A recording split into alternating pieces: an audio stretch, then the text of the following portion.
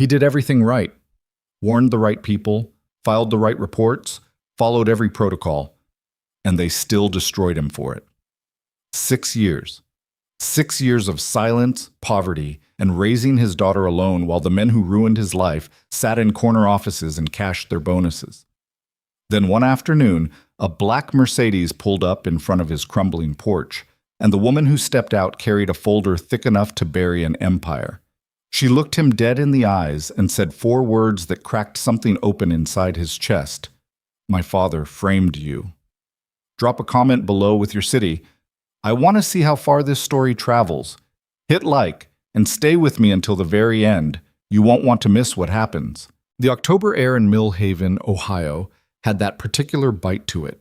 Not cold enough to be winter, not warm enough to pretend otherwise. It was the kind of afternoon that felt like the world couldn't make up its mind. Gray clouds stretched thin across a pale sky, leaves scattering across cracked sidewalks in small, frantic bursts. Mason Carter was under the kitchen sink when he heard the car. He'd been fighting with the same rusted pipe coupling for 40 minutes, his knuckles scraped raw, water still dripping onto the towel he'd spread across the cabinet floor. The wrench slipped again and caught the meat of his thumb, and he hissed a word he immediately hoped his daughter hadn't heard. "Dad, you okay in there?" "Fine," he called back, voice muffled. "Just talking to the pipes." Lily's footsteps padded across the linoleum, and he could feel her crouching near the cabinet door, 8 years old and absolutely convinced she needed to supervise everything he did. "Maybe we should call a plumber." "Maybe you should let me think." "You've been thinking for 40 minutes. He backed out from under the sink, sitting up on the kitchen floor, thumb throbbing. Lily was right there, cross-legged, watching him with those dark, serious eyes she'd inherited from her mother. That particular expression that said, "I'm not judging you, but I am keeping notes." 42 minutes, he said. "Get it right." She almost smiled. Almost. "There's a car outside." He hadn't heard it pull up, but when he crossed to the kitchen window and looked out, there it was. A black Mercedes-Benz S-Class parked at the curb in front of his house, like a misplaced jewel. The car didn't belong here. Nothing about it belonged here. Not on Delwood Avenue, with its patched driveways and rusted mailboxes.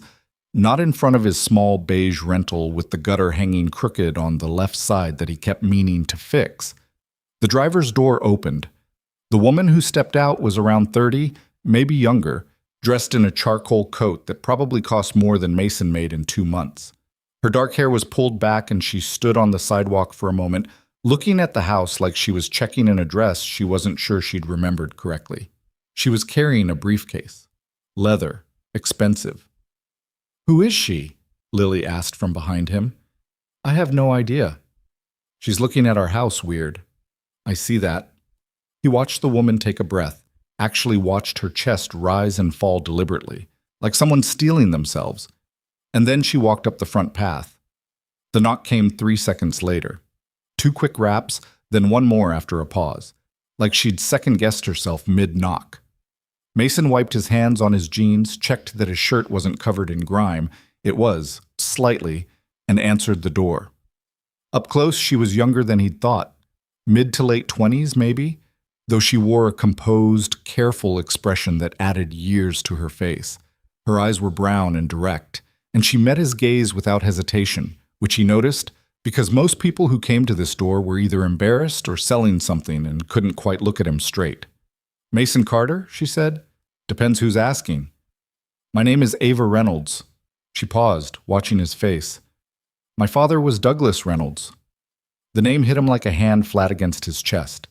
He said nothing for a moment, just stood there in the doorway, the October air pushing past them both, Lily somewhere behind him in the kitchen, and that name expanding in the silence between them like smoke. Douglas Reynolds, chairman and CEO of Reynolds Car Construction Group. The man whose company Mason had worked for. The man who had signed off on every decision that had destroyed Mason's career, his reputation, and quietly, in ways that took months to become visible, the structural foundations of his marriage. The man who had died 8 months ago of a cardiac event at the age of 67, survived by his daughter and a company worth $400 million. "He's dead," Mason said finally. Not cruel, not celebratory. just a statement. Yes, Ava said. He is. So what are you doing here? She glanced down at the briefcase in her hand, then back up. I found something, after he died, when I was going through his private files. She seemed to measure her next words carefully.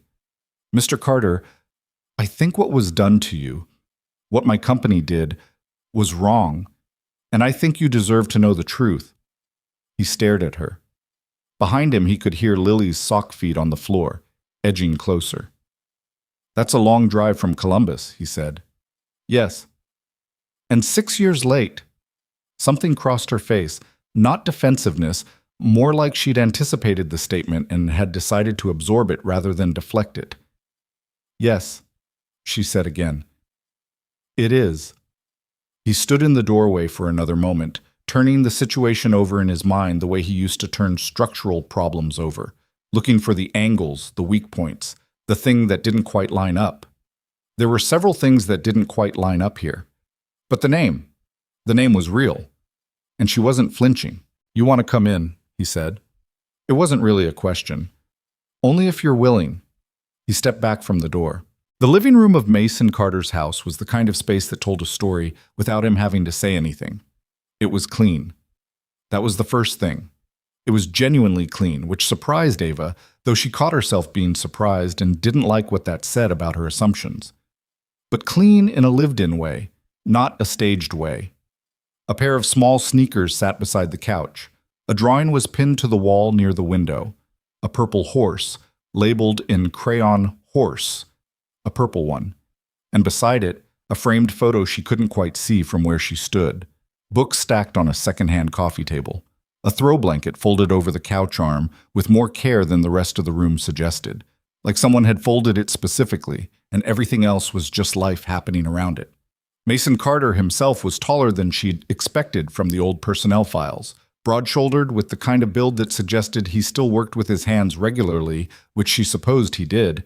She'd found out he was doing general contracting work now, small residential jobs. He looked older than 32. Not old, but worn around the edges in a way that had nothing to do with age and everything to do with what the last 6 years had required of him. He introduced her to his daughter. Lily was small and serious and regarded Ava with frank, uncomplicated suspicion. Are you from Dad's work? She asked. No, Ava said.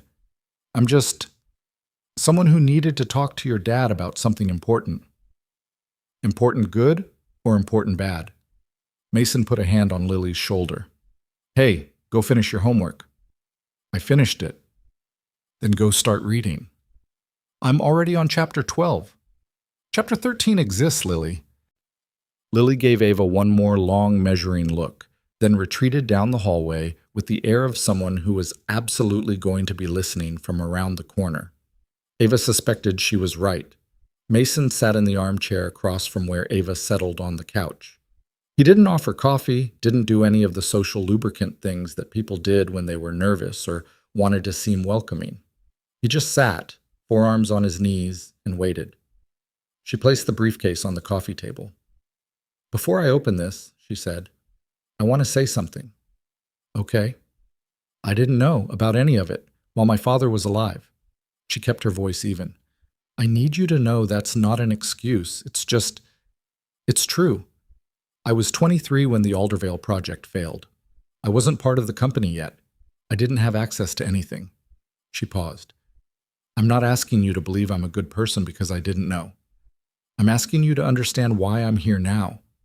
Mason looked at her steadily. Why are you here now? Because he's dead. And because when I went through his office, I found a locked cabinet that nobody else had access to. And inside it was... She stopped, pressed her lips together. Inside it was enough to make me feel sick for a week. A beat of silence. Open the briefcase, Mason said. The case had a combination lock. She opened it with 3 quick turns and lifted the lid, and the first thing that came out was a manila folder nearly 2 inches thick, held closed with a rubber band. She set it on the table between them. Mason didn't reach for it yet. Walk me through it, he said. Before I touch any of it. Tell me what you're saying. Ava folded her hands in her lap. The Aldervale Riverside Project, 2018. Mixed-use development, 14 floors, southeast wing collapse during a construction inspection that killed 2 workers and injured 9 others. I know what it was. You filed structural deficiency reports in the 4 months before the collapse. She kept her voice factual, professional. Like if she let herself waver, she'd lose the ability to finish. You reported inadequate post-tensioning in the floor slab assemblies, substandard aggregate in the concrete mix, and improper curing timelines being pushed by site management to meet the client's deadline. Mason's jaw tightened slightly. That was the only change in his expression. Your reports were received, Ava continued. I have the internal delivery confirmations in that folder. They were received by the project director, the VP of Construction Operations. And she paused. And by my father directly. A copy went to him on each occasion. She kept her voice level. None of your reports resulted in a work stoppage. None resulted in a formal safety review. 2 of the 3 reports were flagged in the internal system as submitted in error and were not forwarded to the regulatory oversight body. The room was very quiet. That's not a clerical mistake, Mason said. No, it's not. Someone made that call. Yes. She touched the folder. There are internal emails between my father and the VP of Operations, a man named Carl Whitmore. They're very specific about what should and shouldn't be kept in official project documentation. And about you specifically, Mr. Carter? She looked at him directly. When the southeast wing collapsed and the investigation began, your name was in those emails as the person who would be positioned as having signed off on the inspection protocols. The silence had a weight to it now. I never signed off on those protocols, Mason said. His voice was completely flat. I know. The signatures on those sign-off sheets were altered or fabricated. I'm not entirely sure which yet. She took a breath. I've had a forensic document specialist looking at copies, but yes, what I'm telling you is that the documentation used to implicate you in the regulatory investigation was either altered or manufactured after the fact. He stood up. Not abruptly, not like he was angry exactly, though anger was part of it. He stood up and walked to the window and stood there with his back to her for a long moment, looking out at Delwood Avenue, at his quiet, crumbling gutter street, at the normal world outside. She waited. When he turned around, his face had shifted. Something underneath the surface, some structure had been adjusted. You're telling me, he said slowly, that they knew. Before the building fell. They knew what I'd reported, and they made a decision to proceed anyway. Yes. And when the wing collapsed and people died, they had my name ready. Yes. They'd already prepared it. Based on what I found, yes, I believe that's what the documents show. He laughed. It was a short, rough sound with nothing funny in it. 6 years, he said. I've been sitting here telling myself maybe I could have done more. Maybe I missed something. Maybe the reports weren't clear enough. Maybe I didn't push hard enough. Maybe... He stopped, pressed a hand over his mouth briefly. 6 years of maybe. Mr. Carter? Mason. The word came out sharper than he intended. Please don't call me that. Mason. She said it quietly. I'm sorry. I know that doesn't mean anything from me. I know it's not enough, but I am... Don't. He held up a hand, not hostile, just stopping her. Not right now. I need a minute. She gave him the minute. He didn't cry. She'd half expected him to, and had been prepared for it, but he didn't. What he did was stand at the window for a while, and then he came back and sat down, and he looked at the folder on the coffee table like it was something that needed to be identified before it could be handled. Tell me about the last 6 years, Ava said. He looked up. I mean, I've read the public record, the regulatory findings, the civil liability settlement, the professional license revocation.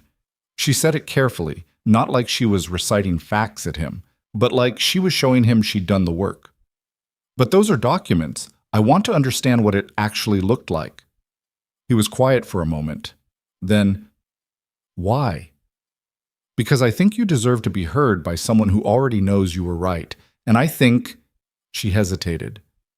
I think I need to understand the full weight of what was done before I decide how to move forward with any of this. He studied her. There was something evaluating in his gaze, not unfriendly, but careful. She got the impression he'd learned to be careful with people over the years, learned to hold back the parts of himself that could be used against him. The first year, he said finally, leaning back in the chair, was the investigation, the regulatory board, the legal proceedings, the civil suits. My lawyer at the time, I could only afford a mid-range attorney, not the kind who goes up against Reynolds Carr's legal team. He told me right away that the documentation they had was strong, and that it was going to be an uphill case.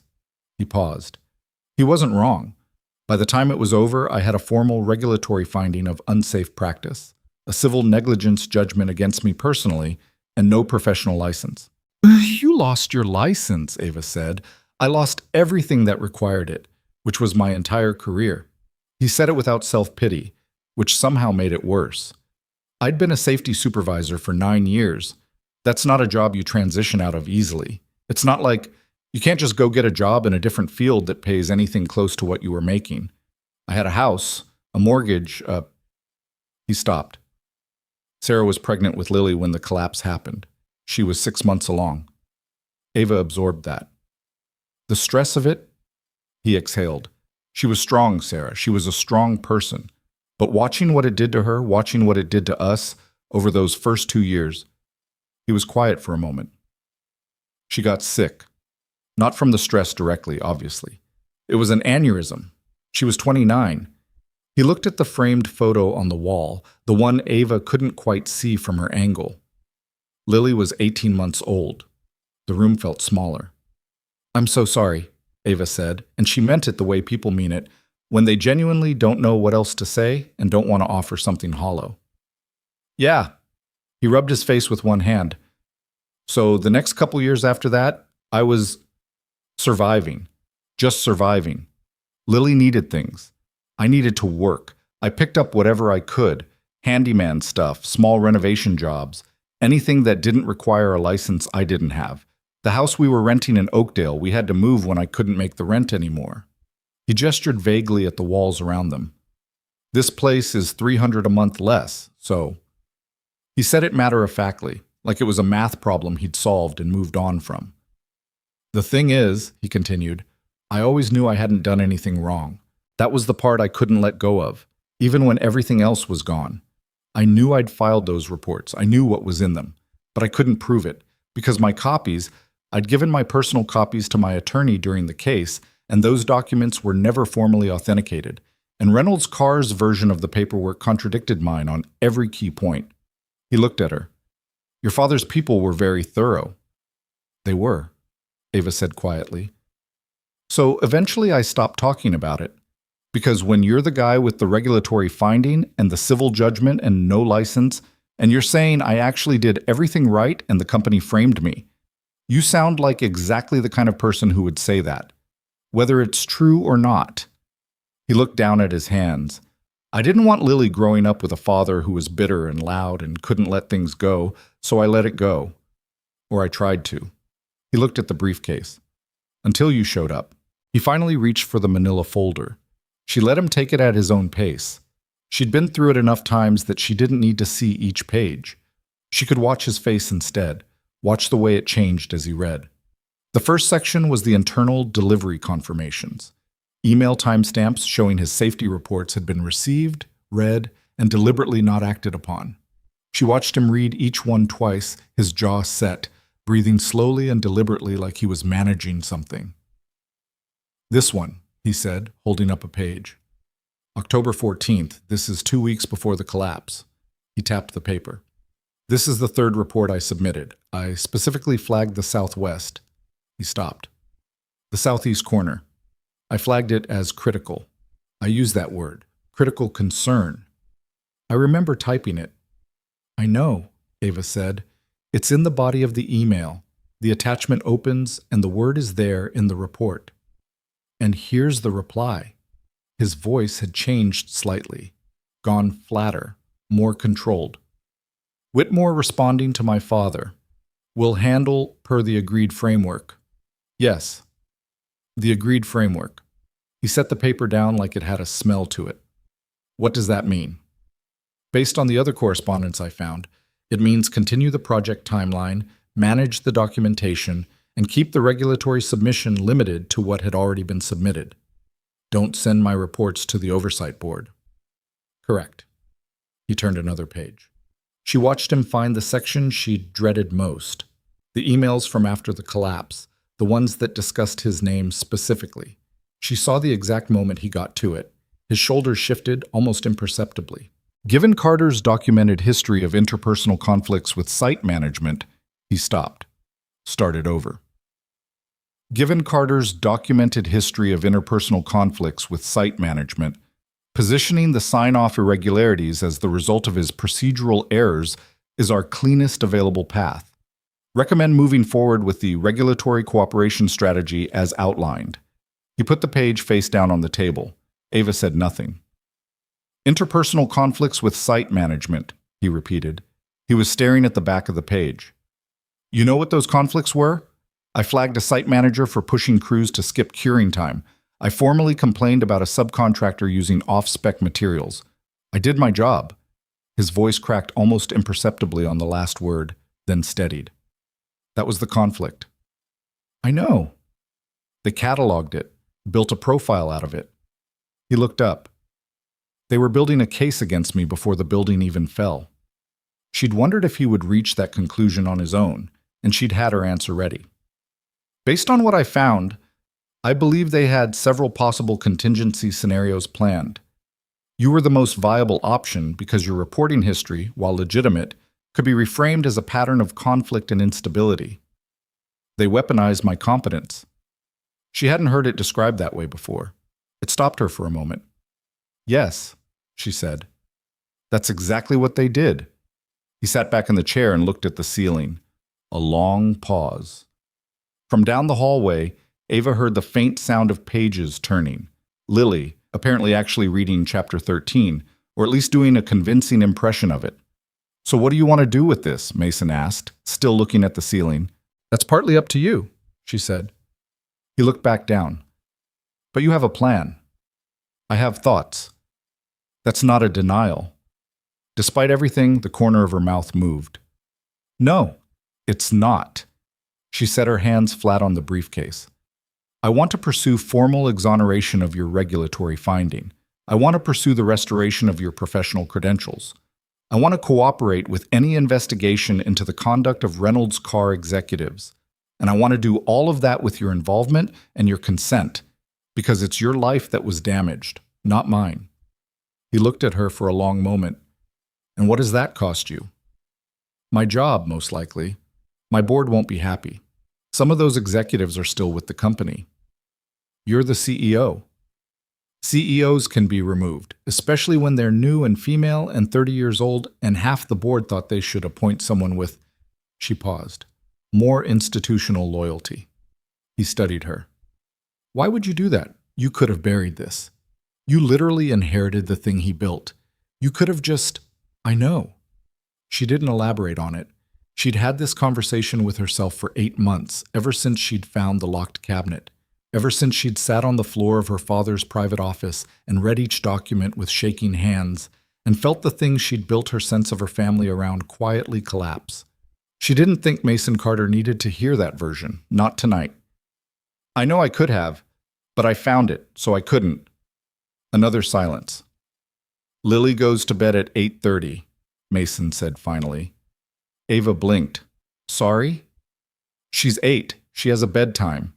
He stood up, gathering the papers back into the folder with careful, deliberate hands.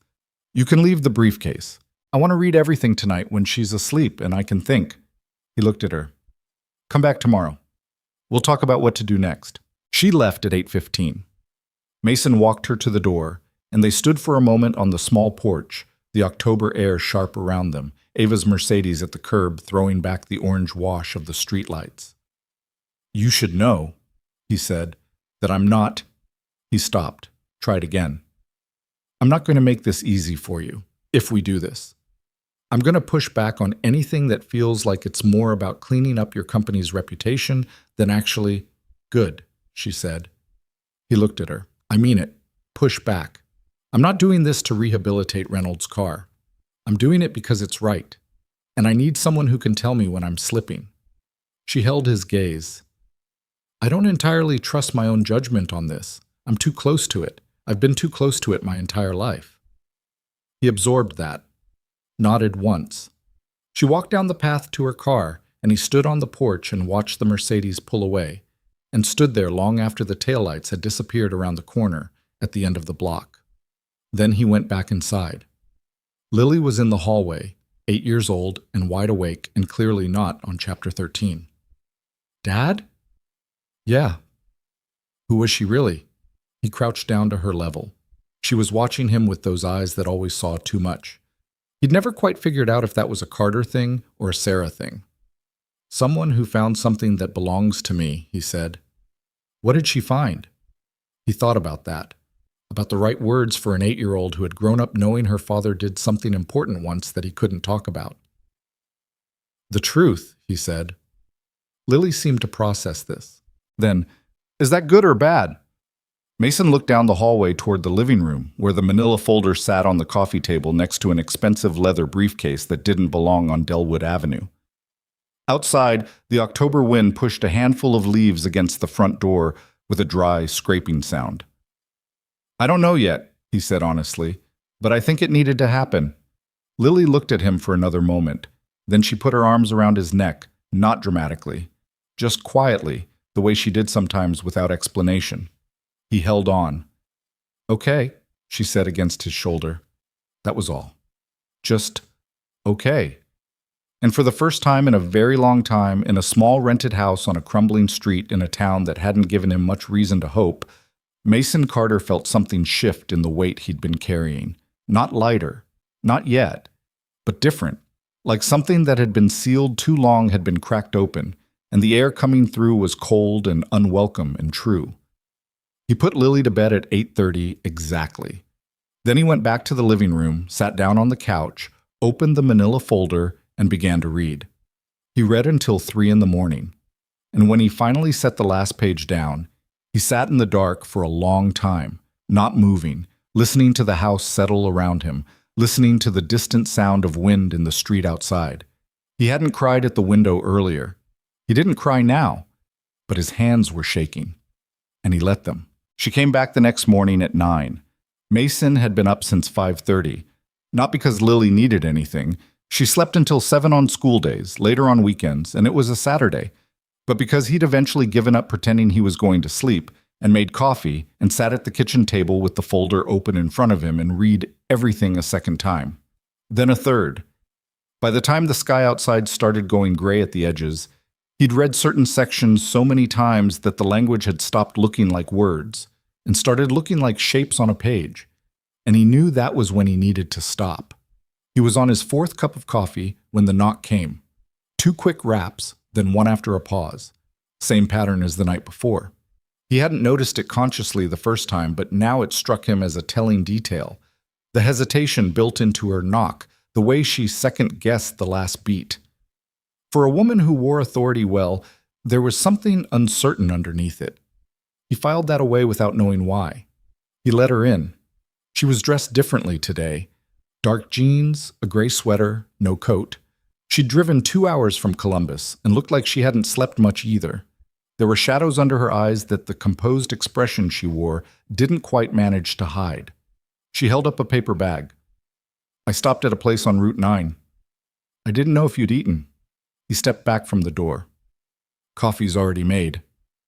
They sat at the kitchen table, which felt different from the living room, less formal, more like 2 people actually trying to figure something out together instead of a presentation being delivered. Lily was still asleep. The house was quiet in that particular weekend morning way where the quiet felt earned rather than imposed. Ava pulled a second folder from the bag alongside the food, a smaller one this time, red, rubber-banded shut. She set it on the table but didn't open it immediately, like she wanted to establish something else first. You read everything? She asked. 3 times. And? He wrapped both hands around his coffee mug. And I have questions. Okay. Carl Whitmore, the VP of Operations. Where is he now? Still with the company. He was promoted to Chief Operating Officer 2 years ago. She said it evenly, but something in her jaw tightened. He's been with Reynolds Carr for 22 years. He's one of the board's most trusted people, which means he's one of the people who's going to fight hardest against anything you do with this. Yes. Who else? She considered. Gerald Foss. He was the project director on Aldervale. He left Reynolds Carr in 2020, started his own firm in Phoenix. He's removed from the company now, but he was directly in the communication chain. His name is on 2 of the emails in the folder. She paused. And there are 3 other executives who would have had operational knowledge based on the project hierarchy. I can't prove their specific involvement yet, but they were in the right positions to have known. Mason nodded slowly. The regulatory board that conducted the investigation. The people who issued my finding, were any of them?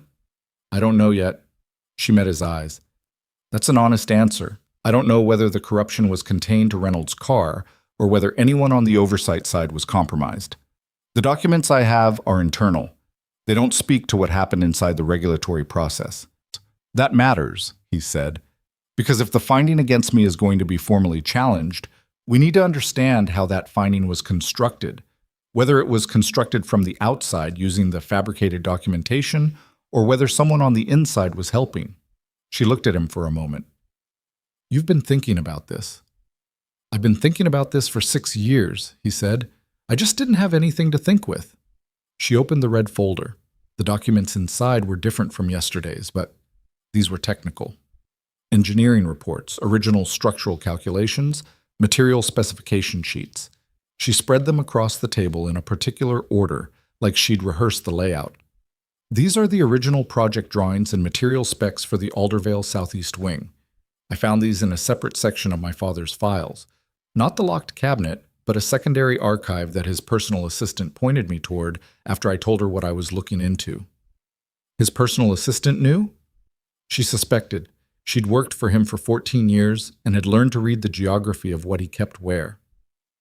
Ava's voice held something complicated when she talked about her father's staff, a mix of respect and something more uncomfortable, like guilt that other people had seen things she hadn't.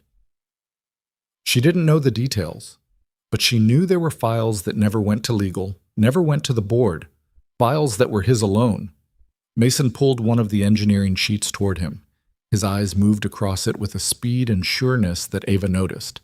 The technical language wasn't foreign to him. He'd spent 9 years reading exactly these kinds of documents. This is wrong, he said, almost immediately. Which part? He tapped the page. The post-tensioning specification for the floor assemblies.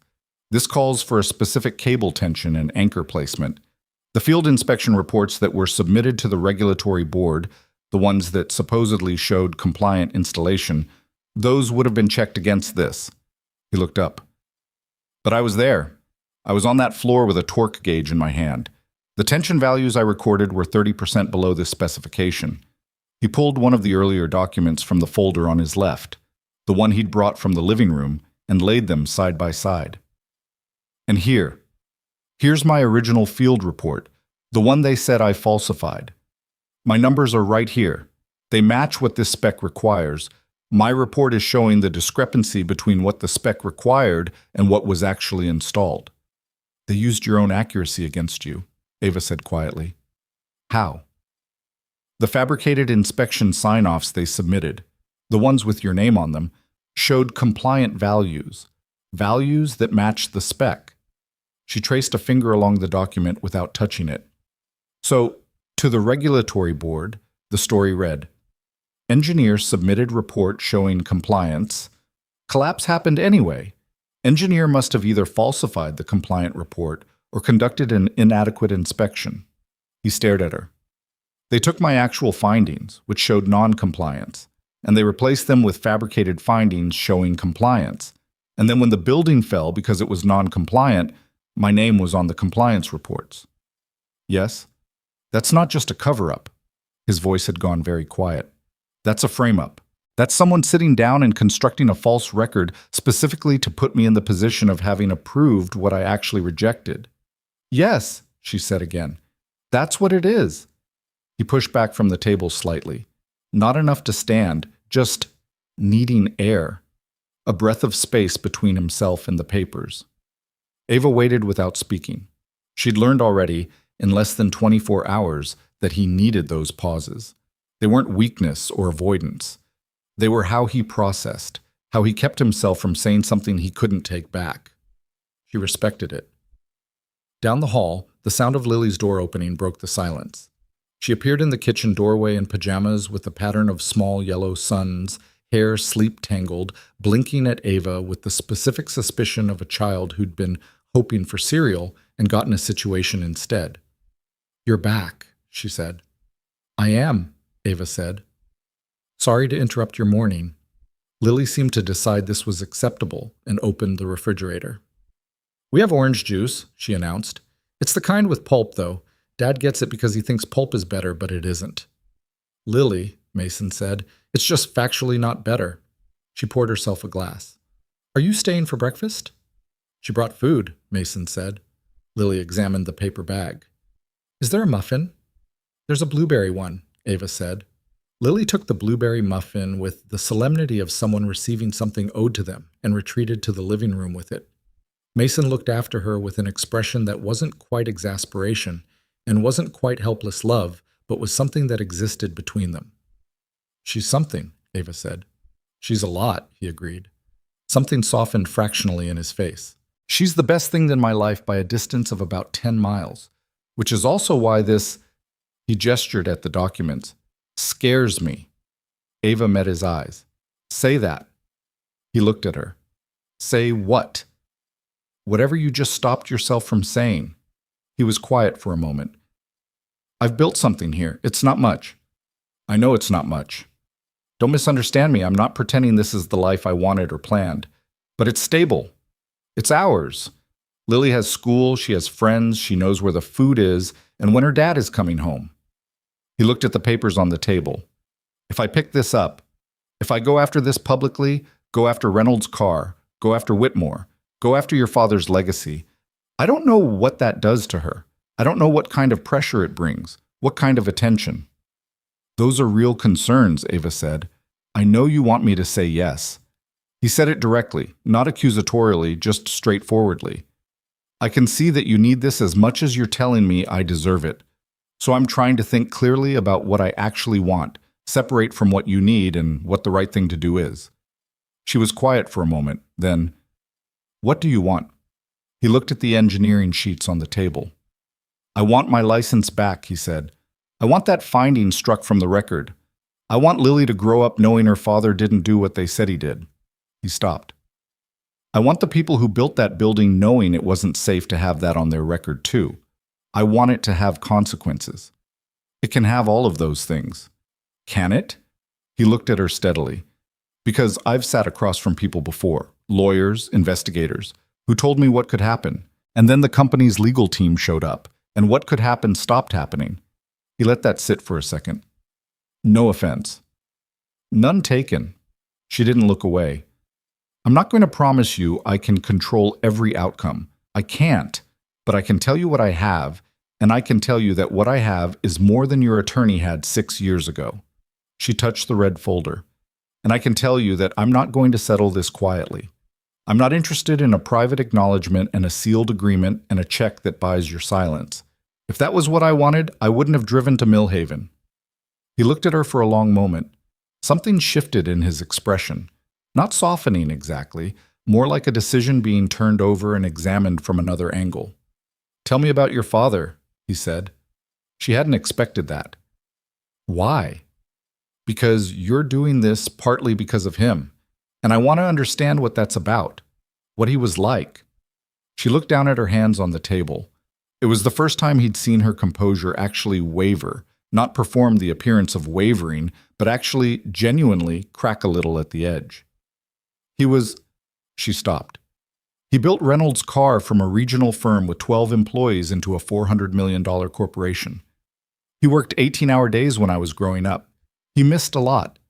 He was generous with money and not very generous with time." She paused. "I admired him. Enormously. I wanted to be like him in every way that mattered. When he got sick, when the cardiac episodes started, He started talking about handing me the company, teaching me. We had this, her voice changed slightly. We had this period, the last 2 years before he died, where he was finally actually present, finally talking to me like I mattered to the business, like I was his. She stopped, pressed her lips together. And then he died. And I found the cabinet. She didn't say anything else about it. She didn't need to. Mason could follow the shape of it, the things she'd thought she was finally getting, the father she'd thought she was finally knowing, and then the floor falling out from under that understanding entirely. He knew something about floors falling out from under you. What did his personal assistant say? Mason asked. When you told her? She cried, Ava said simply. And then she said, I wondered if this would ever come out. And then she helped me find the archive. He nodded. He thought about that for a while. The 2 men who died in the collapse, he said. Their families? Ava's expression shifted again, more carefully this time. A civil settlement was reached with both families. Sealed. Reynolds' car admitted no liability. Do you know if they were ever told the truth about what really happened? No, they weren't. The settlement explicitly included non-disclosure. She looked at him. I've thought about that a lot, about whether this process, whatever we pursue, includes them. It should. I agree. He reached for his coffee, which had gone cold, and drank it anyway. Outside, through the kitchen window, the October morning had gone from gray to a washed-out pale blue, and somewhere in the neighborhood a dog was barking in short, irritable bursts. My wife's name was Sarah, he said, not looking at Ava. She was a physical therapist. She was funny in this specific deadpan way. She'd say the most devastating thing about something and then just look at you like she'd said nothing. He was quiet for a moment. The year she died, we hadn't been. It wasn't good. Between us. The financial pressure, the stress of the investigation, me being home all the time and angry and not able to do anything productive about any of it. He turned the coffee mug in his hands. We were getting worse before she died. I've never said that out loud to anyone. He hadn't meant to say it now either, he realized. But something about the morning, about the documents on the table, about Ava sitting across from him without pretense or professional distance, something had made it come out. I've always wondered, he said, if things had been different, if I'd kept my job, if the investigation had gone differently, if the pressure had come off, whether we would have found our way back. He set the mug down. I'll never know. And that's part of what's in that folder for me. Not just my career, my marriage is in that folder. Sarah is in that folder. Ava said nothing. She didn't try to fill the space with condolence or professionalism. She just sat with it, which was the right thing, and he registered that. Okay, he said finally, sitting up straighter, something closing again in his expression. Not shutting her out, but pulling himself back to the practical. Tell me how you see this going. She reached into the bag and produced a legal pad, which surprised him slightly. He'd expected another prepared folder, more printed documents. The legal pad was covered in handwritten notes, messy and real in a way the organized folders weren't. Step 1, she said, is the forensic document work. I need authenticated analyses showing the sign-off documents in the regulatory filing were fabricated or altered. I have a forensic specialist working on the copies, but I want to get the originals out of Reynolds' car's regulatory archive. That's going to take legal pressure. Who's your attorney? A firm in Columbus, Renner and Associates. They handle corporate litigation. I've used them for Reynolds' car matters since I took the CEO position. Do they know the full scope of this? They know enough to begin. She paused. I haven't told them everything that's in the locked cabinet. I wanted to establish the direction first before I decided how much information went where. That's smart, he said. The more people who know what you have, the more chances there are for the wrong people to find out what you have. She looked at him. You think that's a real risk? Whitmore is your COO. He was there. He knows what existed. He doesn't know if it survived. Maybe. Your father might have told him it was destroyed. He looked at the folder. But the minute something starts moving that looks like it could connect back to Aldervale, he'll know the cabinet wasn't empty. She absorbed that, made a note on the legal pad. Step 2, she continued, is the regulatory challenge.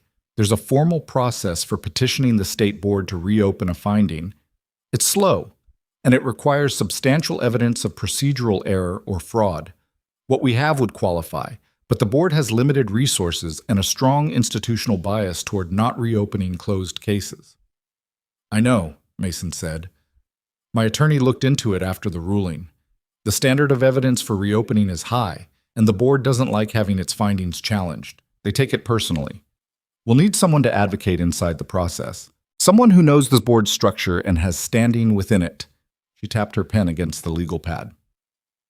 Do you still have any contacts in the industry? Anyone who worked with you on Aldervale or other projects who could speak to your professional conduct? He thought. There's a guy, Tom Belfleur. He was a structural engineer, worked on 2 projects with me before Aldervale. We lost touch after the ruling. He couldn't afford to be associated with me professionally, which I understood. I don't know if he'd be willing to be involved. Would he tell the truth if asked? Yeah, Tom's honest. He's got a family. He'd be cautious about putting himself in the middle of something, but he's honest. Mason paused. He testified for me at the regulatory hearing, actually. Briefly. His testimony was, they discredited it using the documentation. Said the documentation contradicted his account. Which documentation? The fabricated sign-off reports. Mason's voice was flat. The documents that showed my compliance sign-off contradicted Tom's account of what I'd reported to him verbally. The board took the paper over the person. Ava wrote something on the legal pad. If we can get those documents authenticated as fabricated, Tom's testimony becomes corroborating rather than contradicted. His account of your verbal report suddenly fits the real paper trail instead of conflicting with the false one. She looked up. That changes the entire shape of the regulatory hearing. You've been planning this for a while, he said. 8 months, she said, since I found the cabinet. I've had 8 months of board meetings and financial reviews and executive lunches and smiling at Carl Whitmore across conference tables. Something came into her eyes. Not quite anger, more like the accumulated weight of sustained performance. Pretending I don't know what I know it's taken something out of me. He understood that. The performance of normalcy when something true was pressing against the inside of it. He'd done it for 6 years at a different kind of scale, but he understood the bone tiredness of it. There's something else, she said. She put the pen down. Something I didn't show you yesterday because I wanted to see how you handled the rest first. He looked at her. She reached into the red folder and produced a single document, a printed transcript. 3 pages, stapled in the top left corner. She set it on the table and slid it toward him. He looked at the header. It was labeled Recorded Conversation, Internal Playback Transcript, August 2018. Below that, 2 names, D. Reynolds, C. Whitmore. He looked up. There's audio? There's audio, she said. A digital recording. My father had a habit, his personal assistant mentioned it, of occasionally recording internal meetings, ostensibly for his own reference. The recordings were stored on a private server that I found in the files the assistant directed me to. She paused. This conversation took place 5 days after the Aldervale collapse, 2 days before the regulatory investigation officially began. He picked up the transcript. He read it slowly. The first page was administrative, and the 2 men establishing they were alone, some discussion of legal counsel positioning, language that read like 2 people choosing their words carefully, even in what was meant to be a private setting. Then the second page. Whitmore. The inspection trail needs to be clean by the time they request documentation. You understand what I mean by clean? Reynolds. I understand what you mean. Whitmore. Carter's the problem. His filings are specific. If those filings are in the submission, the dates alone are going to raise questions about why we continued. Reynolds. Carter's filings won't be in the submission. Whitmore. And if he produces his personal copies? Reynolds. Let me handle Carter. By the time the board opens its investigation, Carter is going to look like a man with a grudge and a credibility problem. People who file complaints about companies that have just had accidents look like opportunists, especially if the company's own documentation doesn't support their version. Whitmore. We're making his documentation not support it. Reynolds. We're correcting errors. Document errors happen. Investigations understand document errors. A pause in the transcript. What they don't understand is an employee who spent 4 months creating a paper trail specifically positioned to protect himself in the event of a failure. Whitmore. That's a hell of a thing to build. Reynolds. Carl, I have spent 30 years building this company. I am not going to let one project and one overzealous inspector take it apart. Mason stopped reading. He was on the 3rd page, but he stopped. He sat very still. His hands were not shaking this time. That struck him later. The first time, reading the internal emails, his hands had shaken. Now they were completely still, like something inside him had passed through shaking and come out the other side of it into a different kind of territory. He read the phrase again. One overzealous inspector. That was him. 6 years ago, in the weeks before they dismantled his life, Douglas Reynolds had sat across from Carl Whitmore and described Mason Carter as one overzealous inspector. He set the transcript down. That's his voice, Ava said quietly. On the audio. I've listened to it. That is absolutely my father's voice. He looked at her. He called me overzealous, Mason said. I was doing exactly the job they paid me to do, filing exactly the reports the regulations required. And he called me overzealous. Ava held his gaze. Yes. And he was going to let it stand. Mason looked at the transcript.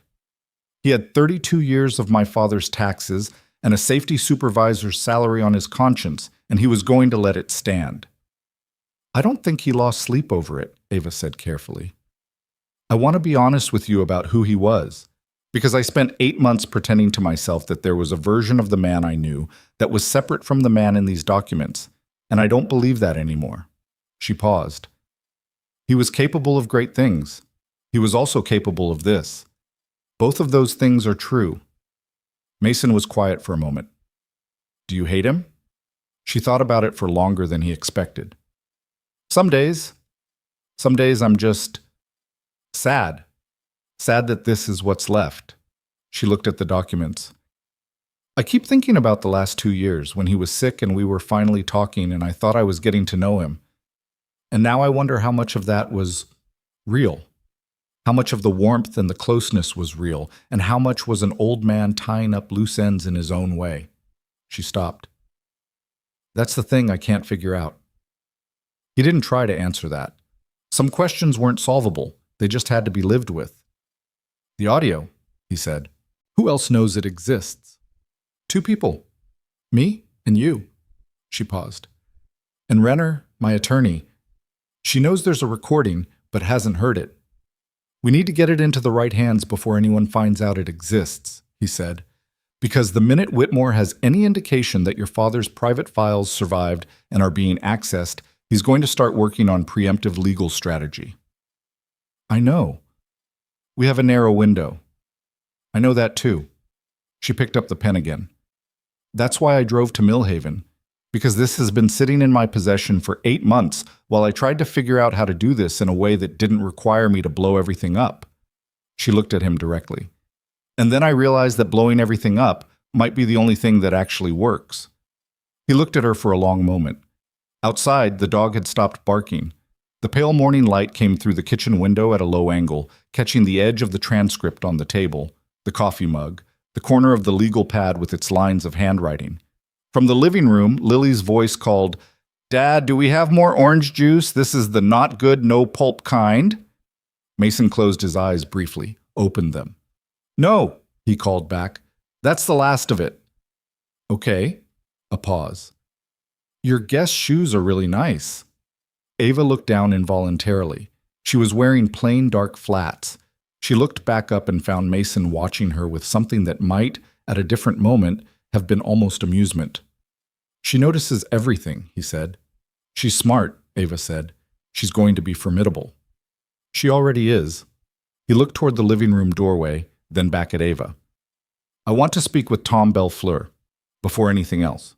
I want to know if he'll be part of this, because if he won't, we're missing a piece that I think matters. I'll get you his current contact information. I can find it through company records. Reynolds' car contracted with his firm after Aldervale. She noted it on the legal pad. And I want to read the rest of what's in that secondary archive. Not summaries, the actual documents. I'll bring them. I can bring the full set in organized files.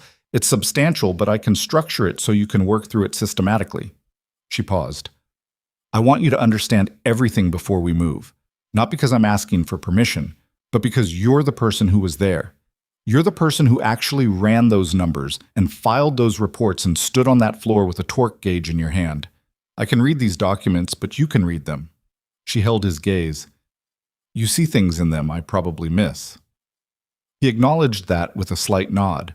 It was the right thing to say, and she'd said it without making it sound calculated. One more thing, he said. He reached across the table and picked up the transcript again, and turned to the last page.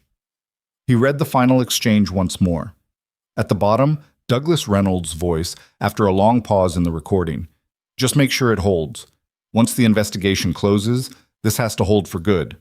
And Whitmore's response? It'll hold. Mason set the transcript down. It didn't hold, he said. 8 months ago, Douglas Reynolds' own files came apart in his daughter's hands. He looked at Ava. He was wrong about that. She said nothing. Her eyes were very still. He was wrong about me too, Mason said. I wasn't overzealous. I was just doing my job. He pushed the transcript back across the table toward her. Let's make sure everyone knows it. She picked it up and tucked it back into the red folder, pressed the rubber band around it with more force than necessary. Her hands were steady, but barely. Outside, October had decided to actually be cold, the kind of cold that meant it, and the kitchen window had fogged slightly at the corners. Somewhere in the house, Lily had turned on the television. The low murmur of a Saturday morning cartoon drifted in from the living room, incongruously cheerful against everything laid out on the kitchen table. Mason and Ava sat in the quiet space between all of it. The documents, the cold, the distant television, the hard practical weight of what came next. And for a few minutes, neither of them said anything at all. It wasn't comfortable silence. It wasn't easy. But it was honest, and they were both, it turned out, people who could sit with honest discomfort without filling it with noise. That mattered. They would need it. What was coming was going to require everything they had. Tom Belfleur lived 40 minutes outside Millhaven in a town called Grover's Creek, which was the kind of place that had a diner, a hardware store, a volunteer fire department, and not much else to recommend it except that property taxes were low and people mostly left each other alone. Mason drove out there on a Tuesday afternoon, 3 days after Ava's second visit, without calling ahead. He hadn't called ahead because he didn't know what he'd say on the phone, and because he suspected Tom might find a reason not to be home if he knew Mason was coming. Not out of malice. Tom Belfleur wasn't a malicious man, but self-preservation was a real thing, and Mason understood it. The house was a ranch style with a detached garage, the kind of property where someone had clearly put work in over years. A new roof that didn't match the age of the siding, flower beds that had been planted with care and were now going dormant for winter, a truck in the driveway that was old but maintained. Mason sat in his car for a moment, watching the house, and then got out. Tom answered the door in work clothes, holding a wrench, which meant he'd been in the garage. He was 51 now, heavier than Mason remembered, with gray coming in at the temples and a beard he hadn't had 6 years ago. He looked at Mason for a full 3 seconds before he said anything. "Mason Carter," he said. "Hey, Tom." Another pause. Tom's eyes moved past him to the car, then back. "You alone?" "Yeah." He stepped back from the door. "Come in then. Let me wash my hands." The inside of Tom Belfleur's house smelled like coffee and machine oil and something cooking in a slow cooker somewhere in the back. Family photos on the walls. A woman Mason didn't recognize, 2 teenage kids, a dog. A life. Solid and real and assembled carefully. Mason stood in the entryway and was conscious of the contrast to his own house, not with envy exactly, but with the particular awareness of someone who understood how things could have gone differently. Tom came back from the kitchen drying his hands on a towel. "Sit down. You want coffee?" "I'm fine." They sat in the living room. Tom in the armchair, Mason on the couch, which was apparently where Mason had all his significant conversations now. Tom set the wrench on the side table with a deliberateness that suggested he wasn't quite ready to pretend this was a casual visit. It's been a while, Tom said. 6 years. 6 years, Tom nodded. You doing okay?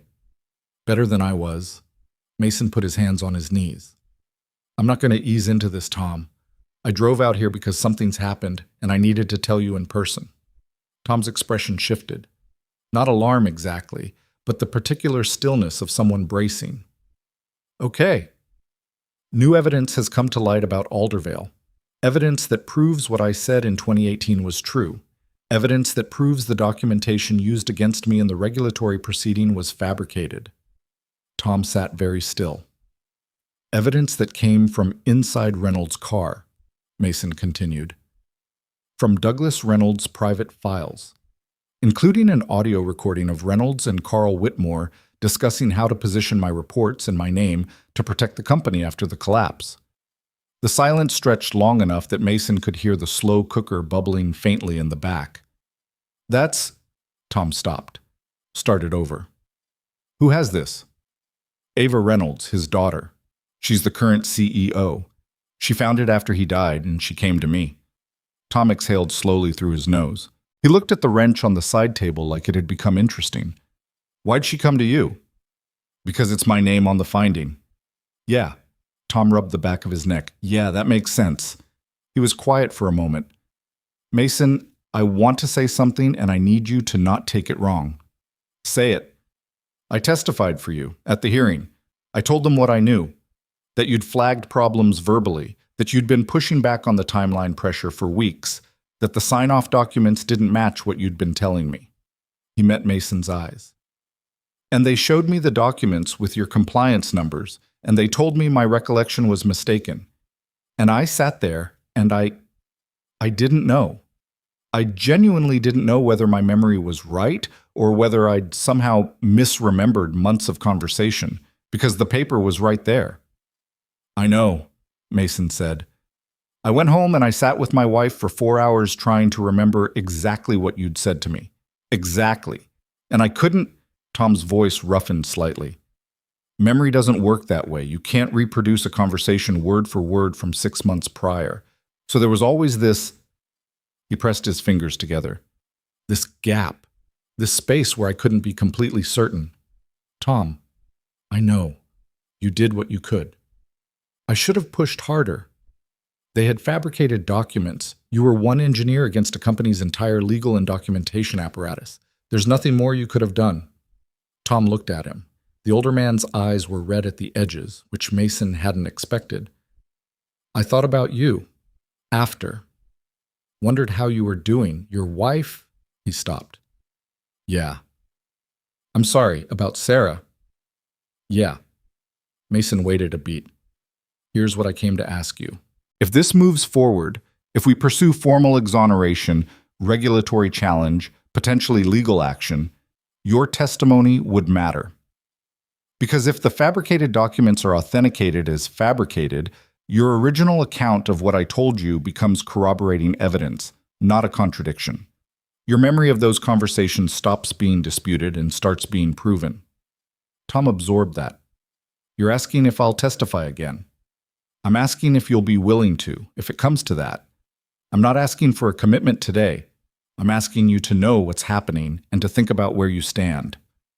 Tom was quiet for what felt like a long time, long enough that Mason heard a door open somewhere in the back of the house.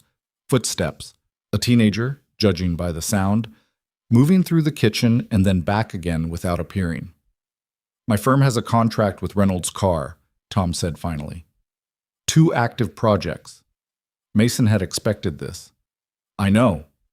If I'm involved in a legal action against them, you lose the contracts, probably. Probably? Tom looked at his hands. That's not a small thing. That's 2 projects and a relationship that took me 10 years to build. I know that. And it's not just me. I've got 4 engineers on staff. I'm not asking you to make the decision right now. I'm asking you to sit with it. Mason held his gaze. But I need you to know, what I filed in 2018 was right. Every report, every number, every flag I raised. And 2 men died on that floor and their families were told it was my fault. And I spent 6 years watching my daughter grow up while she thought her father was the man who let a building fall. Tom looked at the wall, at the family photos, at his wife's face in one of them, laughing at whoever was behind the camera. He stayed like that for a moment, and then he turned back. "Call me when you know more," he said. "I'm not saying yes. I'm not saying no. But call me when you know more." Mason nodded. He stood up and Tom stood up with him, and they shook hands in the entryway the way men do when they've said something real to each other and don't have the language for what comes after it. "Mason?" Tom held the handshake for a second longer. "I'm glad she found you. I'm glad someone finally—" He didn't finish it. "Yeah," Mason said. "Me too." He drove back to Millhaven in the gray afternoon and didn't turn the radio on. The thing about hope he'd learned over 6 years was that it was more dangerous than despair. Despair had a floor to it. You hit bottom and you stopped falling and you could start figuring out how to live at the bottom. Hope had no floor. Hope kept you reaching for something that might not hold your weight, and falling from hope was longer and harder than falling from anywhere else. He was reaching again. He could feel it. He wasn't sure if that was strength or stupidity. 3 days after the visit to Tom Belfleur, the first letter arrived. It came addressed to Mason Carter on Delwood Avenue from a law firm called Hargrove, Pemberton and Cross, based in Columbus. The letterhead was thick and expensive feeling, the kind of paper that was meant to communicate seriousness before you'd read a word. He opened it at the kitchen table while Lily was at school and read it twice. The language was careful and technically civil and absolutely a threat. It referenced, without specifics, recent communications and inquiries potentially related to the Aldervale Riverside project and informed Mason that any actions undertaken to relitigate settled matters could expose him to significant legal liability. It mentioned the existing civil judgment against him. It mentioned that Reynolds Carr had a standing interest in ensuring settled regulatory matters remained settled. It wished him well. He called Ava before he'd finished his second read-through. "I got a letter," he said when she picked up, "from Hargrove, Pemberton, and Cross." A short silence. "That's Reynolds Carr's outside counsel." "I assumed." "How did they know to contact you?" Her voice had shifted, still controlled, but with something underneath it, a tightened quality. "The only people who know I came to you are—" She stopped. "My assistant scheduled the drive. She knew I was going to Millhaven." "Do you trust her?" "I thought so." A pause. She might not have said anything deliberately. Calendar access within the executive suite is another pause, longer. "Whitmore has access to executive calendars. Standard practice. I never thought about it." "He's been watching your schedule." "Apparently." He could hear her breathing. "Mason, I'm sorry. I should have been more careful." "You didn't know, but now we do." He looked at the letter. "This is how they operate. Send something early that sounds legal and official and scares people into backing down before anything's filed." He set the letter on the table. "I've seen this before. The first week of the regulatory investigation, my attorney got 3 letters like this. Different subjects, same purpose." "Did it work?" "It worked on my attorney. Somewhat. Made him cautious in ways that weren't helpful." He was quiet for a second. "It's not going to work on me this time." He heard something that might have been the beginning of relief in her voice. "I'm calling Renner. We need to accelerate the forensic authentication timeline. We also need to talk about how information is being shared internally at Reynolds Carr. Whitmore knew I was on your radar fast enough to generate a legal letter. That means he or someone close to him has eyes on things. You need to assume your email is being monitored. I'm the CEO. By the board, you said doesn't trust you, and Whitmore has been there 22 years. Think about who owns what, structurally." He paused. "I'm not trying to—" "No, you're right." She said it quickly, like she didn't want to argue with something true. "You're right. I'll route communications through my personal attorney going forward, not company systems." After he hung up, he sat at the kitchen table for a while with the letter in front of him and thought about Lily, who was at school right now in her 3rd grade classroom, probably arguing with her teacher about something, who had no idea that the world her father was quietly moving around in had just gotten more complicated. The letter had an address on it. A law firm. People who had been hired to make him go away. He picked up the letter, folded it carefully in thirds, and put it in the drawer where he kept documents that mattered. He wasn't going away. The forensic authentication report came back 14 days later. Ava brought it to Delwood Avenue on a Thursday evening after Lily was in bed, and they sat at the kitchen table again with the report spread between them. The forensic specialist, a doctor, Patricia Okafor, whose credentials Ava had outlined briefly and whose work the attached resume showed, had been cited in federal court proceedings 4 times, had analyzed high-resolution scans of the sign-off documents from Mason's regulatory file alongside the original project documentation from Reynolds Carr's archive. The conclusion was 12 pages, dense with technical language about ink composition analysis, digital metadata, signature pressure mapping, and document formatting consistency. Mason read every page. Ava had already read it 3 times. The conclusion was unambiguous. 3 of the 4 inspection sign-off documents bearing Mason Carter's signature showed evidence of alteration. 2 of the 3 had signatures that, under pressure pattern analysis, were inconsistent with the same individual's authenticated signature samples. 1 document showed metadata indicating it had been digitally modified 14 days after its listed creation date, which fell 4 days after the southeast wing collapse. They had fabricated documents carrying a dead timestamp. Someone had gotten sloppy or hadn't imagined that anyone would ever look this carefully, and had modified a document and not changed the metadata.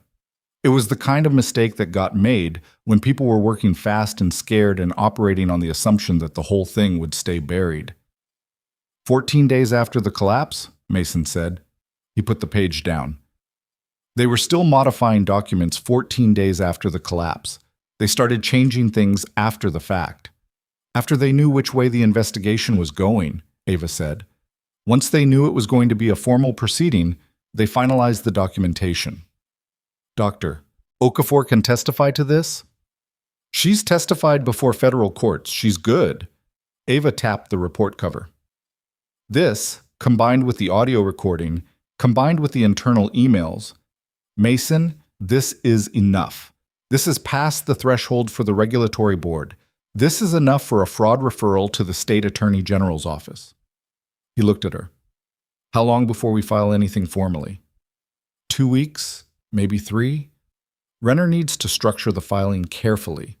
The regulatory challenge, the fraud referral, and we need to consider whether to pursue civil action simultaneously or sequentially. She paused. There's also the question of public disclosure, whether this comes out through the legal process or whether we get ahead of it. He'd been thinking about that, about the difference between letting it surface through proceedings and choosing to surface it themselves. If we let it come out through the legal process, Reynolds Carr's attorneys control the timing and the framing to some extent. They can file delays, motions, responses. They can make this take 2 or 3 years. Yes. If we go public first, it gets complicated. There are legal risks to public disclosure before the formal proceedings are established. But there are also risks to waiting. She looked at him. The board of directors at Reynolds Carr is meeting in 6 weeks. I know from internal communications, the ones I still have access to, that Whitmore has been building a case to the board for removing me as CEO on grounds of managerial instability. Mason went still. He's moving to have you removed. He doesn't know what I have, but he knows I've been asking questions and that I went to Millhaven, and that's enough for him to start working on his own preemptive strategy. But she held his gaze. If I'm removed before we file, I lose my standing as the whistleblower within the company. I lose access to the documents I've already removed. Legally, removal of company documents by a terminated CEO is a different thing than removal by a current one. And I lose... She stopped. I lose momentum. He wins the timing game. So we're working against a 6-week clock. More like 5 now. He got up from the table. Not to pace. He didn't pace when he was stressed. He went still, but the table felt constricting suddenly and he needed to be standing. He went to the kitchen window and looked out at Delwood Avenue in the dark, the familiar yellow pools of the streetlights, the neighbor's rusted fence across the road, everything quiet and ordinary. Say I walk away, he said. He kept his voice even. Say I decide the risk to Lily, to this, whatever stability we have. Say I decide it's not worth it. What happens? She thought about it honestly rather than answering immediately, which he appreciated. I still have the documents, she said. I still have the audio. I can still pursue the fraud referral and the regulatory challenge. But a pause. Your license restoration requires you to be part of the proceeding. The regulatory board's exoneration process requires the subject of the finding to petition. I can provide evidence to support a petition, but I can't file the petition for you. She was quiet for a moment. And without you, the human story of this disappears. I become a CEO with a complicated family history fighting a legal battle. Without you, it's corporate and procedural, and Whitmore's team can drag it into the weeds until the public loses interest. You need me to be the face of it. I need you to be the truth of it, she said carefully, which is different. You're not a face. You're the person this actually happened to.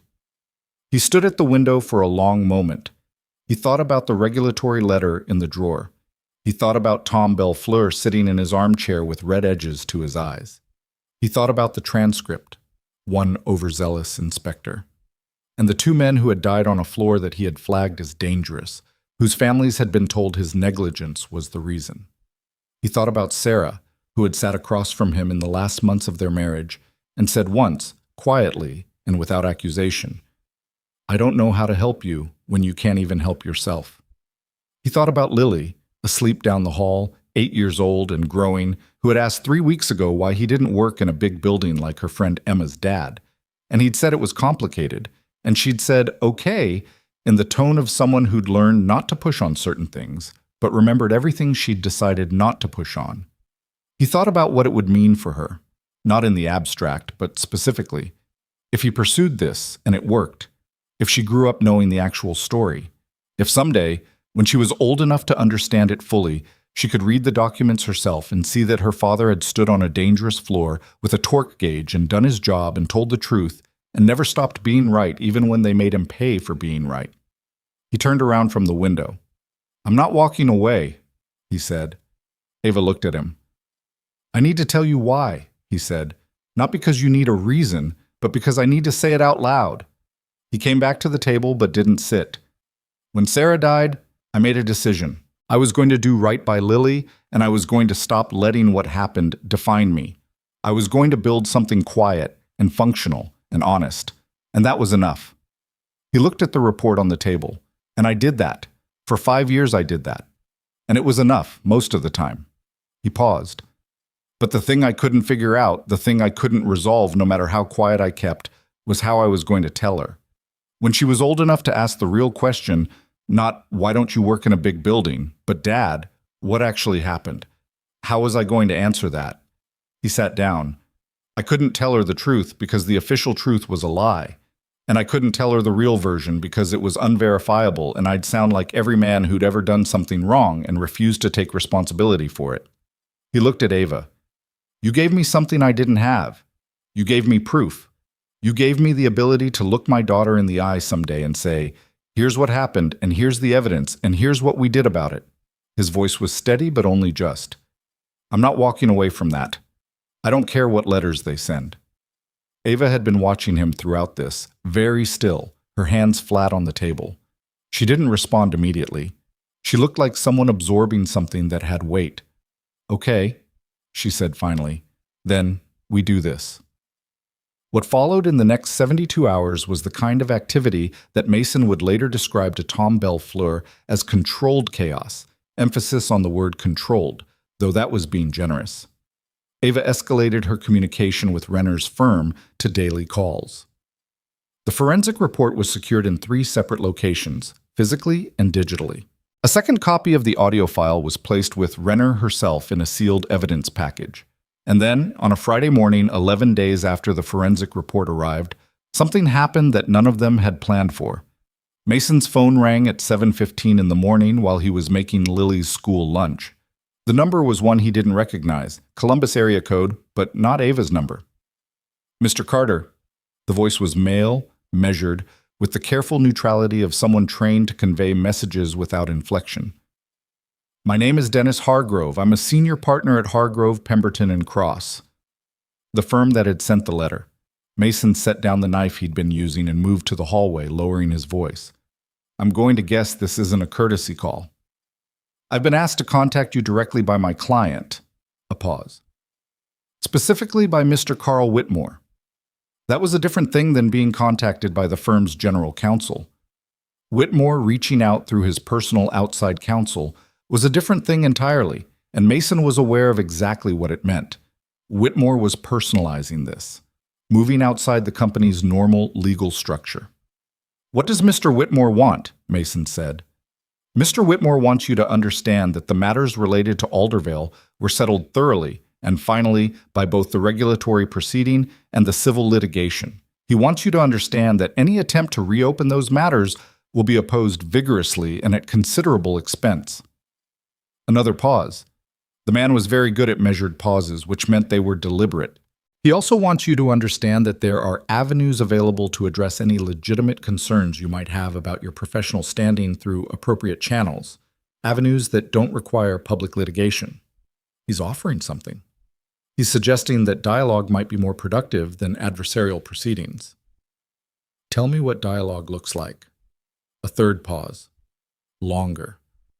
I'm not authorized to discuss specifics in an initial contact, but I can say that Mr. Whitmore is aware that your professional license was a casualty of a difficult proceeding, and that there might be avenues to address that outcome through goodwill measures, without me doing anything that embarrasses his company. Hargrove didn't answer that directly. Without protracted litigation that benefits neither party. Mason leaned against the hallway wall. Down the kitchen, he could hear Lily asking where her lunch was. Mr. Hargrove, he said, I appreciate the call. Please tell Mr. Whitmore that I've received his message, and please tell him that goodwill measures are not what I'm looking for. Mr. Carter, tell him I'm looking for the truth, in the public record, with my name on the right side of it. He kept his voice absolutely flat. That's the only conversation I'm interested in having. He hung up, stood in the hallway for a second. Dad, Lily appeared at the kitchen doorway. My lunch. Right. He pushed off the wall and went back to the counter. His hands were steady. He finished making her sandwich, wrapped it, put it in her bag. Who was that? Lily asked. Someone from work stuff. The important stuff? He looked at her. 8 years old, backpack already on, watching him with those eyes. Yeah, he said. The important stuff. Is it going okay? He handed her the lunch bag. Getting there, he said. She took the bag and gave him a look that suggested she found this answer inadequate, but was choosing to accept it for now, and then she went to get her shoes.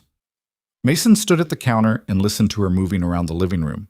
The small, specific, irreplaceable sounds of his daughter in the morning in his house. And he thought about Whitmore on the other end of a phone line, in a corner office, making calls at 7:15 in the morning because he was scared. Good, Mason thought. He should be scared. Ava called at 8:30 after Mason had dropped Lily at school. Hargrove called me too, she said, and her voice was different from any version of it he'd heard before. Not controlled, not composed. Something that had moved past, composed into something raw. 15 minutes ago, not Hargrove himself, one of his associates. They're suggesting that I'm operating outside my fiduciary responsibilities as CEO by pursuing inquiries related to settled legal matters. Whitmore's threatening your position. He's threatening to call an emergency board meeting. She paused. Mason, an emergency meeting can be called with 48 hours' notice. If he calls one, I have 48 hours. He thought fast. Then we have to file before 48 hours. Renner says we're not ready. The regulatory petition needs another week of... Then what can we file in 48 hours? Silence. He could hear her thinking. The fraud referral, she said slowly, to the state attorney general. That doesn't require the same preparation as the regulatory petition. The evidence package we have now, the forensic report, the emails, the transcript, that's enough to open an investigation. If we file a fraud referral, it becomes a matter of public record. Yes. Whitmore can't unknow that we filed it. No. And the board can still remove you, but removing a CEO who just filed a fraud referral against a former executive starts to look a lot different to the public and to the regulators than removing a CEO for managerial instability. Yes, her voice had steadied. That's exactly what it looks like. Then we file the fraud referral, Mason said, and we stop hiding what we're doing. A pause. There's something I should have told you earlier, she said. He waited. When I found the cabinet, the locked one, in my father's office.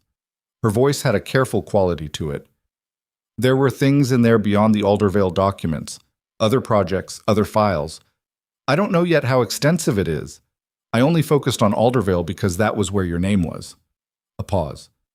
But I think Aldervale might not be the only. One thing at a time, he said. Yes, but you should know. I know. He sat down on the porch step, the cold morning air sharp around him, the street empty and quiet. Ava, are you okay? The question seemed to catch her off guard. Long enough pause that he wondered if she'd answer. No, she said. Not particularly. A beat. You? No, he said. Not particularly. Somewhere down the street, a car started and pulled away. A bird called once from somewhere in the trees along the road. The October morning went on being cold and ordinary and enormous around him. File it, he said. File the referral. And then we tell Tom Belfleur, because he deserves to know before it goes public. He looked at the end of the street, where Ava's Mercedes had disappeared 3 weeks ago, into a life that had not been quiet since. And then we stop running from it. She said yes. He sat on the porch step for a long time after she hung up, hands between his knees, looking at the street. The fear was there, real, physical, living in his chest like something that had teeth. He wasn't going to pretend it wasn't. He was a man with a daughter and a rusted gutter and 4 cups of cold coffee this morning, and he was about to go up against the kind of institutional power that had already taken everything from him once. But he had something he hadn't had the first time. He had the truth with documentation attached. He went inside to get his keys. The fraud referral was filed on a Wednesday morning at 10:47, submitted electronically to the Ohio Attorney General's office through Renner and Associates, with a physical evidence package delivered by courier to the Columbus office simultaneously. Renner had worked through the weekend to compress what should have been a week's preparation into 40 hours. And the result was not perfect. She'd said so herself twice on Sunday evening, but it was complete, and it was documented, and it had the forensic report attached, and it had the transcript attached, and when the AG's intake office opened the package, they were going to find enough material to open a formal investigation without question. Mason knew it had been filed because Ava texted him 2 words at 10:49. It's done.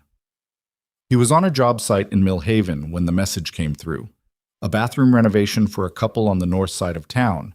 Nothing complicated. The kind of work he could do with part of his attention while the other part lived elsewhere. He read the text standing on someone else's bathroom tile with grout on his hands, and he stood there for a moment with the phone in his palm and felt something he couldn't immediately name. Not relief. Not fear, though there was fear too. Something more like the sensation of having stepped off a ledge and being past the point of catching yourself, where the only available direction was down or through. He texted back. Okay. She called Tom Belfleur herself that afternoon because Mason had asked her to, partly because he thought Tom deserved to hear it from the person who had the documents, and partly because Mason didn't trust himself to be fully neutral on that call. He wanted it, needed Tom to understand what was happening and choose his own position freely, and he knew that his own voice on that call carried weight that might not leave Tom room to breathe. Tom called Mason at 6 that evening.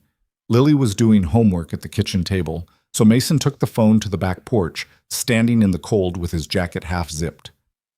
She called me, Tom said. I know. She's something, the Reynolds woman. He paused. She was direct. Told me exactly what was filed, what it meant, what she thought would happen next. Yeah, she tends to do that. I told her I'd testify.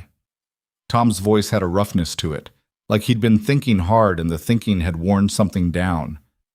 I told her when the time comes, I'll say what I said in 2018, and this time there won't be a fabricated document to contradict me. He stopped. Mason, I called Reynolds Carr's project manager this afternoon. Told him we were stepping back from the active contracts due to capacity constraints. Mason went still. Tom, don't. I made the call. It's made. He sounded like someone who'd argued with himself for several hours and was finished arguing. 4 engineers on staff, and every one of them knows what happened in 2018. They know who you were. When I told them this morning what was happening, 2 of them said they'd been waiting for something like this to come out. He was quiet for a moment. You were right about something. On Tuesday, when you came out here, I've been carrying that gap, that space where I couldn't be certain, for 6 years. It's been sitting in my chest like a stone. I'm ready to put it down. Mason leaned against the porch railing. The night was very cold and very clear, and the stars were out in a way they rarely were this close to town. Thank you, Tom. Don't thank me yet. Thank me when it's over. A pause. How's your daughter? She's inside doing math homework and pretending she doesn't know what's going on. Tom made a sound that wasn't quite a laugh. Kids always know. Yeah, Mason said. They do. After he hung up, he stood on the porch for a few more minutes before going back inside. Through the kitchen window, he could see Lily at the table, head bent over her worksheet, pencil moving. She looked up once, found him watching through the glass, and gave him a brief, serious look before going back to her work. She knew something was happening. She'd known since the first day Ava pulled up in the Mercedes. She was 8 years old, and she hadn't pushed on it because she was, in her specific way, trying to give him room. The awareness of that, of his 8-year-old daughter deciding to give him room, sat in his chest with the weight of something precious and almost unbearable. He went back inside. The 48 hours that followed the filing were loud in ways that didn't involve sound. Nothing visible happened. No reporters, no calls from television stations, no sirens.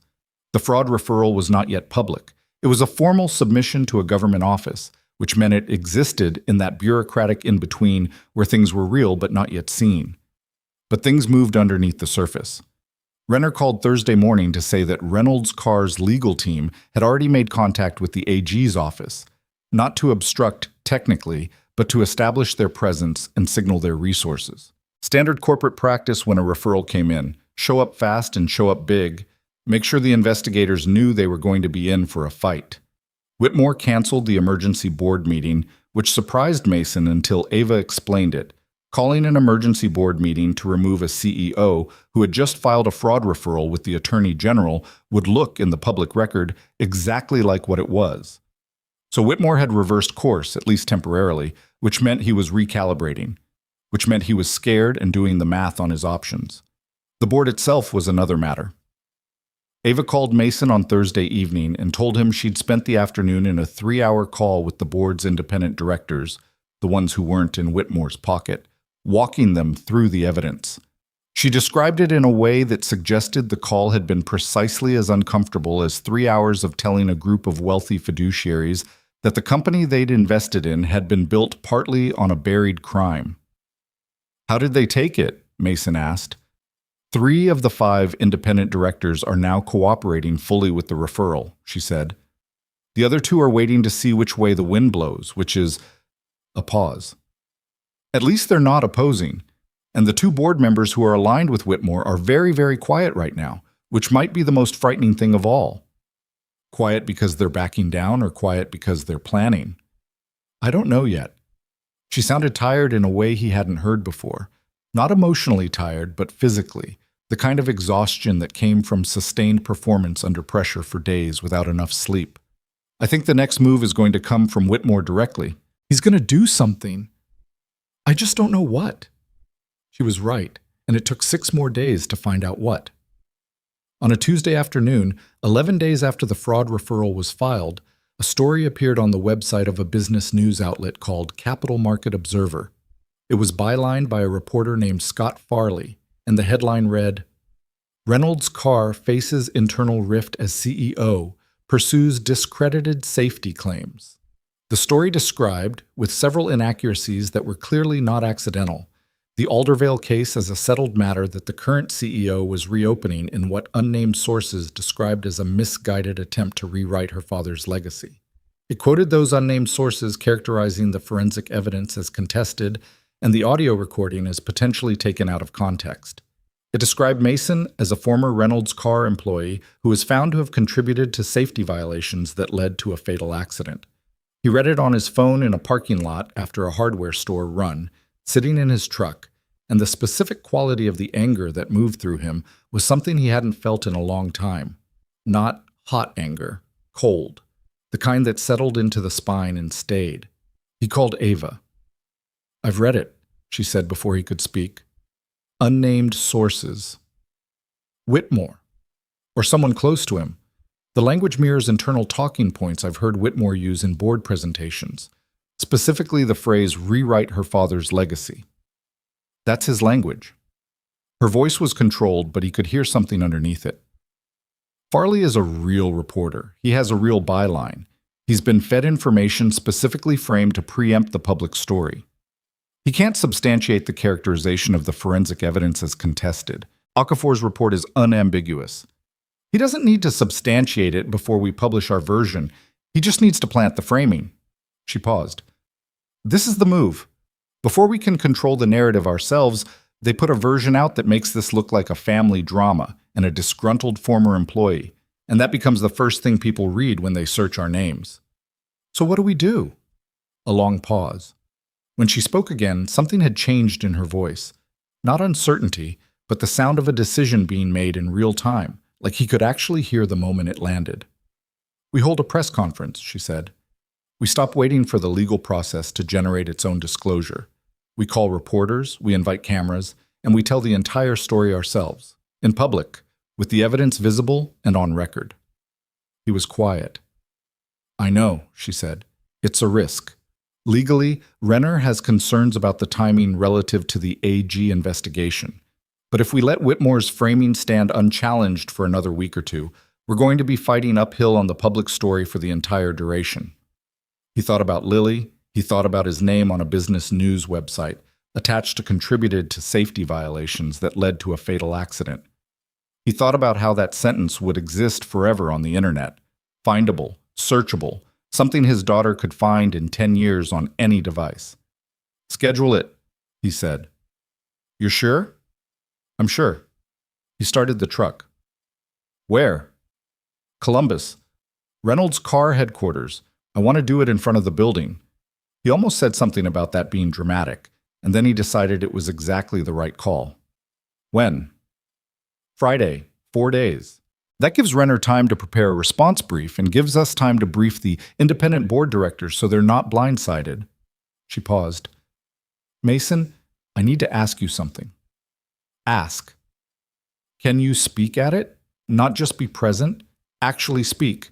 Tell your story, in your own words, on camera." She said it carefully. I know that's a different thing than filing documents. I know it puts your face and your name in front of a lot of people." He sat in the parking lot with the truck running and thought about it for exactly as long as it took to remember what he'd told her 3 weeks ago at the kitchen table. "I want Lily to grow up knowing her father didn't do what they said he did." "Yes," he said, "I can speak." He told Lily that night. Not everything. Not the legal details. Not the specific mechanics of what was coming. But enough. He sat on the edge of her bed after she'd brushed her teeth and before the light went out, and he told her that some things that had happened when she was very little, before she was old enough to understand them, were about to come out into the open. He told her that some people might say things about him in the news that weren't true, and that she might hear things at school. He told her that the woman in the Mercedes, Ava, had found proof that her father had been right about something important a long time ago, and that they were going to tell people about it. Lily sat in her bed with her knees up and listened to all of this without interrupting, which was unusual for her. When he finished, she was quiet for a moment. "Is it going to be okay?" she asked. "I think so. I think it's going to be hard first, and then okay. Hard like..." She made a vague gesture that seemed to encompass general difficulty. "Hard like when we moved here, or hard like when Mom died?" He absorbed that question. "Somewhere in between," he said honestly. "Probably closer to when we moved here." She seemed to find this acceptable. Then, "Are you scared?" He thought about lying. He thought about the parental instinct to protect her from his fear, to present himself as the person who had it handled. Then he thought about how little she respected anything that wasn't honest. "A little," he said. She nodded, seriously, as if this was the answer she'd expected. "Okay." She lay back against her pillow. I think you should do it anyway. He looked at her. You always look like something's not finished, she said. When it's over, you'll look different. I want to see that. He sat on the edge of her bed for a moment, not trusting himself to speak immediately. When did you get this smart? He finally said. I was always this smart, she said. Turn out the light. He turned out the light. The 4 days before the press conference were the kind of 4 days that existed outside of normal time. Dense and shapeless, full of calls and emails and logistics, and 2 arguments with Renner about precise language, and 1 conversation with Tom Belfleur about what he would and wouldn't say if reporters approached him. Ava's personal assistant, not the one with the company calendar, a different one, personal, who operated entirely outside Reynolds Carr's systems, coordinated with 8 media outlets. 7 confirmed they'd send cameras. 1 business journalist named Helen Park, from the Midwest Business Tribune, asked for a 30-minute one-on-one with Ava beforehand, and Ava gave it to her. Mason drove to Columbus on Thursday, the day before, and stayed at a hotel downtown that was inexpensive enough that it didn't feel like a statement, but close enough to the Reynolds Carr headquarters that it was practical. He called Lily at 8 o'clock, and she told him about an argument she'd had with a boy in her class about whether penguins could be considered birds in the traditional sense, and he listened to the whole thing and laughed in the right places and hung up feeling, briefly, almost okay. He didn't sleep much. At 7 the next morning, Ava knocked on his hotel room door. She was dressed in a dark blue suit that was professional without being boardroom formal, something that read as serious without reading as corporate performance. She'd clearly also slept poorly. The shadows under her eyes were more pronounced than usual. How are you? She asked. Fine. He was dressed. He'd been up since 5:30. You? Terrible, she said, which surprised him with its directness. I've been throwing up since 6 a.m., stress response. It's unpleasant. She said it matter-of-factly. But it'll pass. It always does. He appreciated that she didn't try to present herself as steely and unbothered. Come in, he said. I made bad hotel coffee. I'll take it. They sat in the 2 chairs near the window for 40 minutes with bad coffee and went over, one final time, what they were going to say and in what order. Ava had prepared a statement. She showed him the printed text, 6 paragraphs, measured and specific and completely unambiguous about what the company had done and who had done it. She was going to name Carl Whitmore by name, which Renner had flagged as legally risky, and Ava had said she was doing it anyway because naming him was the difference between a statement that meant something and a statement that was carefully protected corporate language. When you speak, she said, don't read from anything. I wasn't planning to. I know. I'm just saying. I've watched you talk about this. When you talk about it naturally, without notes, it's... She looked for the right word. It's real in a way that a prepared statement can't be. People are going to be watching your face. She held his gaze. Tell it the way you told it to me that first night. The way you talk when you're not trying to sound like anything. He nodded. Are you ready? She asked. He thought about the first night, 4 weeks ago, in the living room on Delwood Avenue, the manila folder on the coffee table, his hands shaking at 2 in the morning. He thought about Tom Belfleur's red-rimmed eyes. He thought about Patricia Okafor's 12-page report and the metadata on a modified document and the phrase one overzealous inspector in his father's voice on a recording that was about to be part of the public record. He thought about 2 men who had died on a floor he'd flagged as dangerous. Yeah, he said. I'm ready. Reynolds Carr's headquarters was a 12-story glass building in downtown Columbus, with the company's name in raised silver lettering above the main entrance. There was a plaza in front, concrete pavers, some planters with late-season shrubs, a seating area. And this was where Ava's assistant had arranged for the press conference to be held. By the time Mason and Ava arrived at 10:15, there were 11 cameras, more than 7. Word had moved in the way that media word moved. Someone had talked to someone, and the Capital Market Observer story from the previous week had been enough to establish that this was going to be worth covering. There was also, Mason noted, a cluster of people near the building entrance who were not press. 3 men in suits, one of whom he recognized from the company headshots Ava had shown him, one of Whitmore's board allies, and behind them, Through the glass doors, he could see the lobby, and in the lobby, Carl Whitmore himself, standing with his arms crossed, watching. Ava saw him too. She said nothing about it. She walked to the small podium her assistant had set up, adjusted the microphone, and waited while the cameras settled. She stood there for a moment without speaking, and in that moment, Mason watched something happen to her. Not a transformation, not a performance shift, but something quieter. The composed exterior didn't disappear.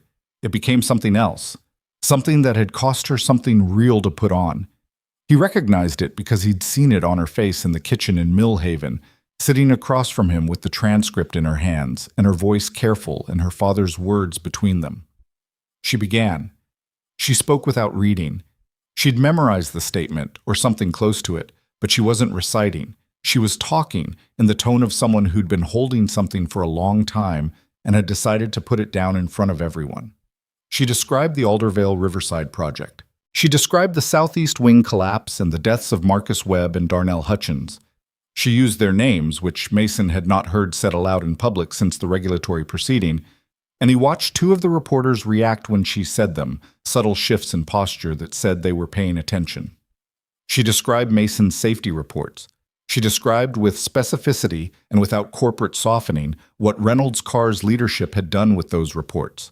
She described the fabricated documents. She described the audio recording. She said her father's name. She said Carl Whitmore's name. She said, "The success of this company, the company I was given to lead, was built in part on the deliberate destruction of an innocent man's career and the suppression of evidence that might have prevented the deaths of two workers. I am not here to manage that legacy. I am here to end it."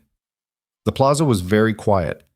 She then announced that she was making the full evidence package, the emails, the forensic report, the audio transcript, and supporting documents, available to every media outlet present at the conclusion of the statement. She announced the fraud referral. She named the Attorney General's office and the case reference number. And then she stepped back from the microphone and looked at Mason. He walked to the podium. He'd thought about what to say. He'd thought about it in the hotel room at 5:30 in the morning and on the drive over and standing in the plaza for the last 20 minutes. And he'd decided to do exactly what Ava had told him, not try to sound like anything. He looked at the cameras, at the reporters with their notebooks and phones, at the Reynolds Carr building behind him, the silver letters, the glass doors, Carl Whitmore still visible in the lobby like a man trying to decide whether to leave. "My name is Mason Carter," he said. "I was a safety supervisor for Reynolds Carr Construction Group for 9 years. In 2018, I filed 3 reports about dangerous structural conditions at the Aldervale Riverside project. Those reports were specific, they were accurate, and they were ignored. When the southeast wing collapsed, my name was attached to fabricated sign-off documents that made it appear I had certified conditions as safe when I had actually flagged them as dangerous. That finding ended my career, affected my family, and followed me for 6 years." He stopped. "Let that sit. I'm not here because I want an apology. I'm here because 2 men died, Marcus Webb and Darnell Hutchins, and their families were told the accident resulted from my negligence. That's not true. Their families deserve to know it's not true, and the record needs to show what was actually true." He looked at the cameras steadily. "I did my job. I filed my reports. I told the truth in 2018, and everything that has come out in the past month is proof of that." He paused once more. "That's all." He stepped back. He was not a natural speaker. He knew that. He didn't have Ava's practiced composure or the journalist's trained authority. He was a man who'd spent 6 years doing bathroom renovations in Millhaven, Ohio, and it probably showed. But he'd said what was true, without ornament, and he'd said the names of the 2 dead men, and he'd looked at the cameras without looking away, and that was going to have to be enough. Renner held a brief statement on legal matters. Then the questions came. They came fast and not always well-formed, the way press conference questions usually were. Some good, some strategic, some gotcha-shaped. Ava handled them with the precision of someone who'd been preparing for this specific battlefield for months, which she had been. She didn't hedge. She didn't qualify with corporate language. When a reporter from Capital Market Observer, not Farley, a different one, asked whether the evidence had been independently verified, She said yes and named Dr. Okafor and offered the report for direct review. When a reporter asked about Carl Whitmore's response, she said she hadn't received one. Through the glass doors behind them, at some point during the questions, Carl Whitmore walked away from the lobby window. Mason noticed the moment he was gone. He didn't know what to make of it, whether it was defeat or strategy or simply a man who couldn't watch. He filed it and moved on. One reporter, near the back, raised her hand and waited until there was a natural pause. "Mr. Carter," she said, "what do you want people to take away from this?" He looked at her. She was young, mid-20s maybe, with a press credential from a regional outlet he didn't recognize. She had her phone out, but she was also looking at him directly, like she was actually asking rather than creating a quote opportunity. "I want people to understand that when someone in a safety role files a report, it matters," he said. "Those reports exist because lives depend on them. And when companies bury those reports to protect timelines and profits, people die." He kept his voice level. "That's what happened at Aldervale. Not negligence, not an accident, a decision made by specific people to continue building when they knew it wasn't safe. I want that to be in the record." The young reporter wrote something down. The conference ran just over an hour. When it ended, Ava's assistant began distributing the evidence packages, USB drives and printed copies, to each media outlet present. Mason stood to the side of the podium, not entirely sure what to do with himself in the dissolving, organized chaos of reporters and cameras and people on phones. Tom Belfleur had driven down and was standing near the plaza entrance. Mason hadn't expected that, but when Tom caught his eye and gave a short, contained nod, Mason returned it. Ava appeared at his elbow. She'd been fielding a cluster of follow-up questions and had finally extracted herself. She looked not relieved, not triumphant. She looked like someone who had done something irreversible and was only beginning to understand the full weight of what that meant. "Are you okay?" he asked. "I've been better," she said. "I've also been worse." She looked at the building behind them. "I'm resigning, effective Monday. I'm not going to wait for the board to remove me and turn it into a narrative about instability." He'd known this was coming but hadn't known the timing. "When did you decide?" "About 30 seconds into my statement," she said. "Once I said my father's name out loud in front of cameras, I knew I was done there." She said it without apparent regret, which he found difficult to fully believe and didn't push on. "I'm not going to pretend that's fine. It's a significant thing to walk away from." She paused. "But I can't run the company he built on this. I can't sit in his chair and pretend the foundation is clean." "What will you do?" She was quiet for a moment. Around them, the plaza was emptying, crews packing cameras, reporters on phones. Whitmore's board allies having disappeared at some point during the question period. "I'm going to figure that out," she said. "I have resources. I'm not afraid of starting from somewhere smaller." She looked at him. "How about you? How are you?" He thought about it honestly. "I don't know yet," he said. "Ask me in a month." She almost smiled. It was the near smile he'd first seen on Lily, and that parallel struck him as odd and then struck him as not odd at all, because both of them had learned not to let things land on their faces too fully. Helen Park, from the Midwest Business Tribune, was waiting at the edge of the plaza with a recorder in her hand. She'd done the pre-conference one-on-one with Ava and was angling for something with Mason. He went over because he'd said he would, and because he was past the point of being careful about who he talked to. The interview took 15 minutes. She asked smart questions, not trap questions, and she listened to the answers instead of formulating the next question while he was still talking, which he respected. At the end, she asked, "What do you want for Marcus Webb's family? For Darnell Hutchins' family?" He hadn't been asked this specifically and hadn't prepared for it, which meant the answer came out unfiltered. "I want them to know the truth," he said. "I don't know what that does for them. It doesn't bring anyone back. But they were told a version of the story that put blame in the wrong place. And if knowing the truth helps them understand what actually happened to their family members, then that matters more than anything else in this." Park clicked off her recorder. "Thank you," she said, and she said it like she meant it as a human being and not just as a reporter closing an interview. He nodded. He found Tom by the plaza entrance, and they stood together for a moment without much to say. "Well," Tom said finally. "Well?" Mason agreed. I called Reynolds' car's project manager back this morning, Tom said. Told him the truth about why we withdrew. He exhaled. He was not happy. No. He'll get over it. Tom looked at the building. Or he won't. Either way. He clapped a hand on Mason's shoulder once, briefly, the way men did when the alternative was something more than they could manage. Go home to your daughter. Mason drove back to Millhaven. He called Lily from the car and she answered on the second ring, which meant she'd been waiting. He told her it was done. She said okay. He asked if she'd eaten dinner and she said she'd had cereal because Mrs. Patton across the street, who'd been keeping an eye on her, didn't know where the pasta was. It's in the cabinet above the stove, he said. I already ate the cereal, she said. It's fine. Dad? Yeah. How do you feel? He drove through the darkening Ohio evening, the flat fields on both sides of the highway going gray-blue in the last of the light, the road stretching out ahead of him, ordinary and enormous. Tired, he said, but different. Different good? He thought about Lily's face through the kitchen window the previous week, watching him on the porch. He thought about her saying, when it's over, you'll look different. I want to see that. Yeah, he said, different good. He drove the rest of the way home with the radio off, the road ahead clear, the last of the day's light holding on at the edge of the sky, long past when it should have been dark. The evidence packages were in 30 reporters' hands. The fraud referral was in the Attorney General's office. Carl Whitmore's name was on record. And Mason Carter was driving home. The story broke across Ohio media by Saturday morning and went national by Sunday afternoon.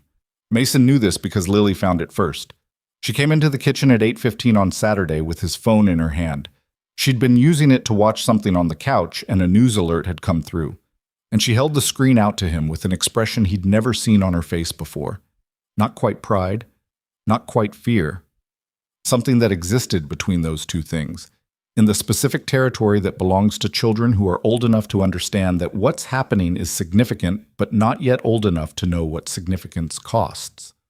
The headline read, Reynolds Car CEO exposes decade-long cover-up in company's deadliest project. He took the phone from her and read the first 3 paragraphs while she watched him. Helen Park's piece was already up on the Midwest Business Tribune's website, time-stamped 6:47 in the morning. It was thorough and fair, and it named every name. Carl Whitmore, Gerald Foss, Douglas Reynolds, and Mason Carter. On the right side of it this time, his name in a sentence that said he had correctly identified dangerous conditions and been framed for the collapse that followed. He set the phone on the counter. So, Lily said.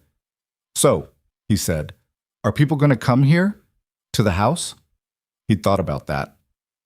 Possibly, probably some reporters. He looked at her.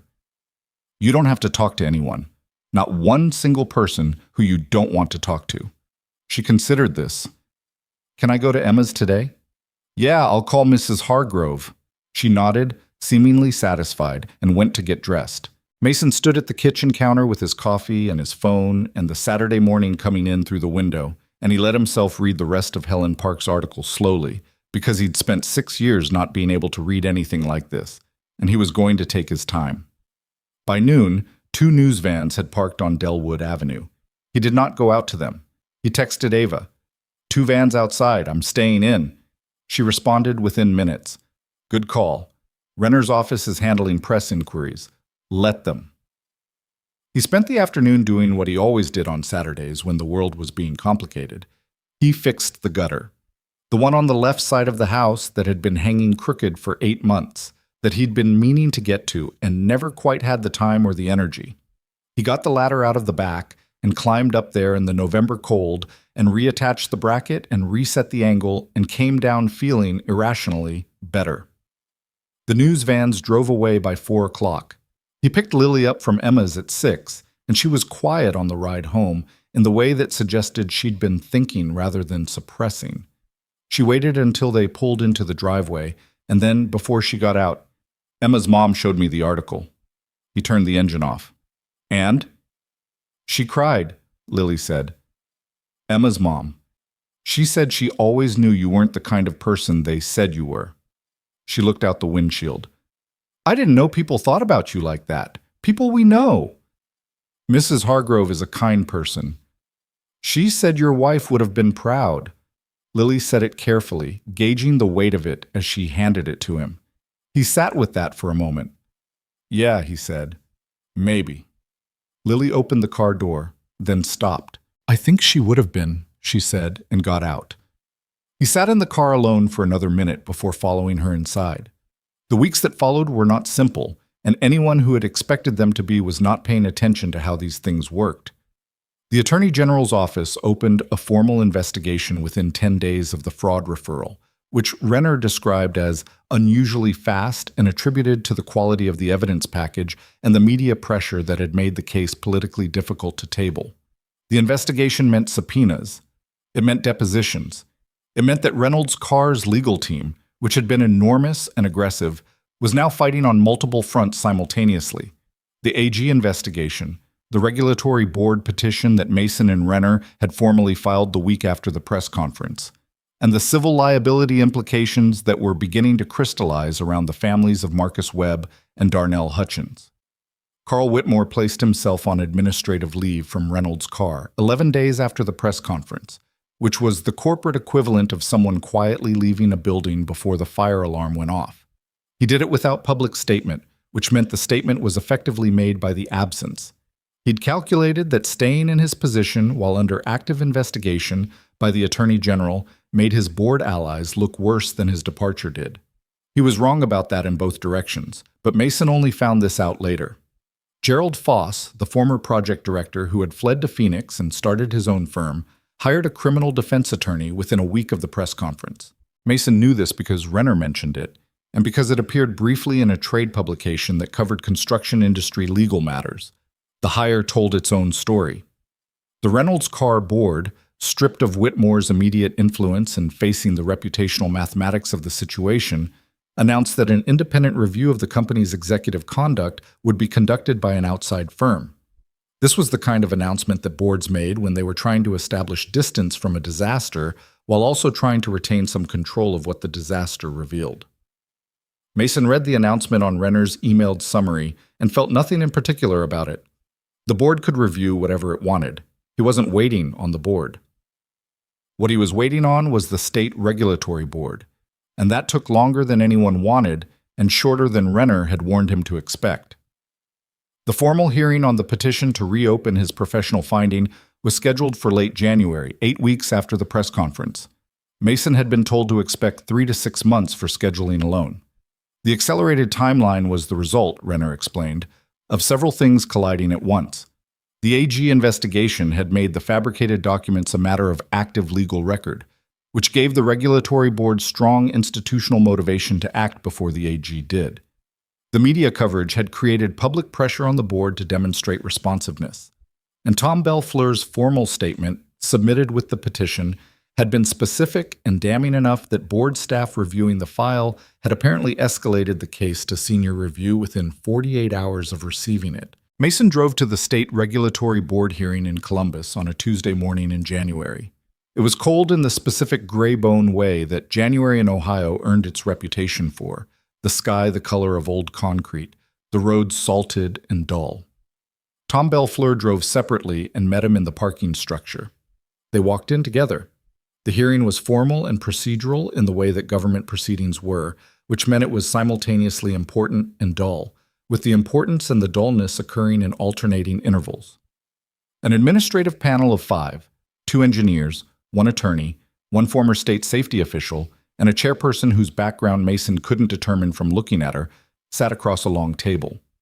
Renner presented the evidence package in organized sections. Dr. Okafor appeared by video to present her forensic findings and answered questions for 45 minutes with the calm authority of someone who had done this in courtrooms and found regulatory board panels distinctly less intimidating. Tom testified for an hour and 20 minutes.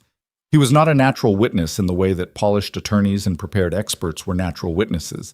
He was a 51-year-old structural engineer from Grover's Creek who sometimes stopped in the middle of a sentence to make sure he was being accurate, who corrected himself twice on minor technical details, and who answered one question about his relationship to Mason by saying simply, "He was a colleague I respected, and watching what happened to him bothered me for 6 years." That's the relationship.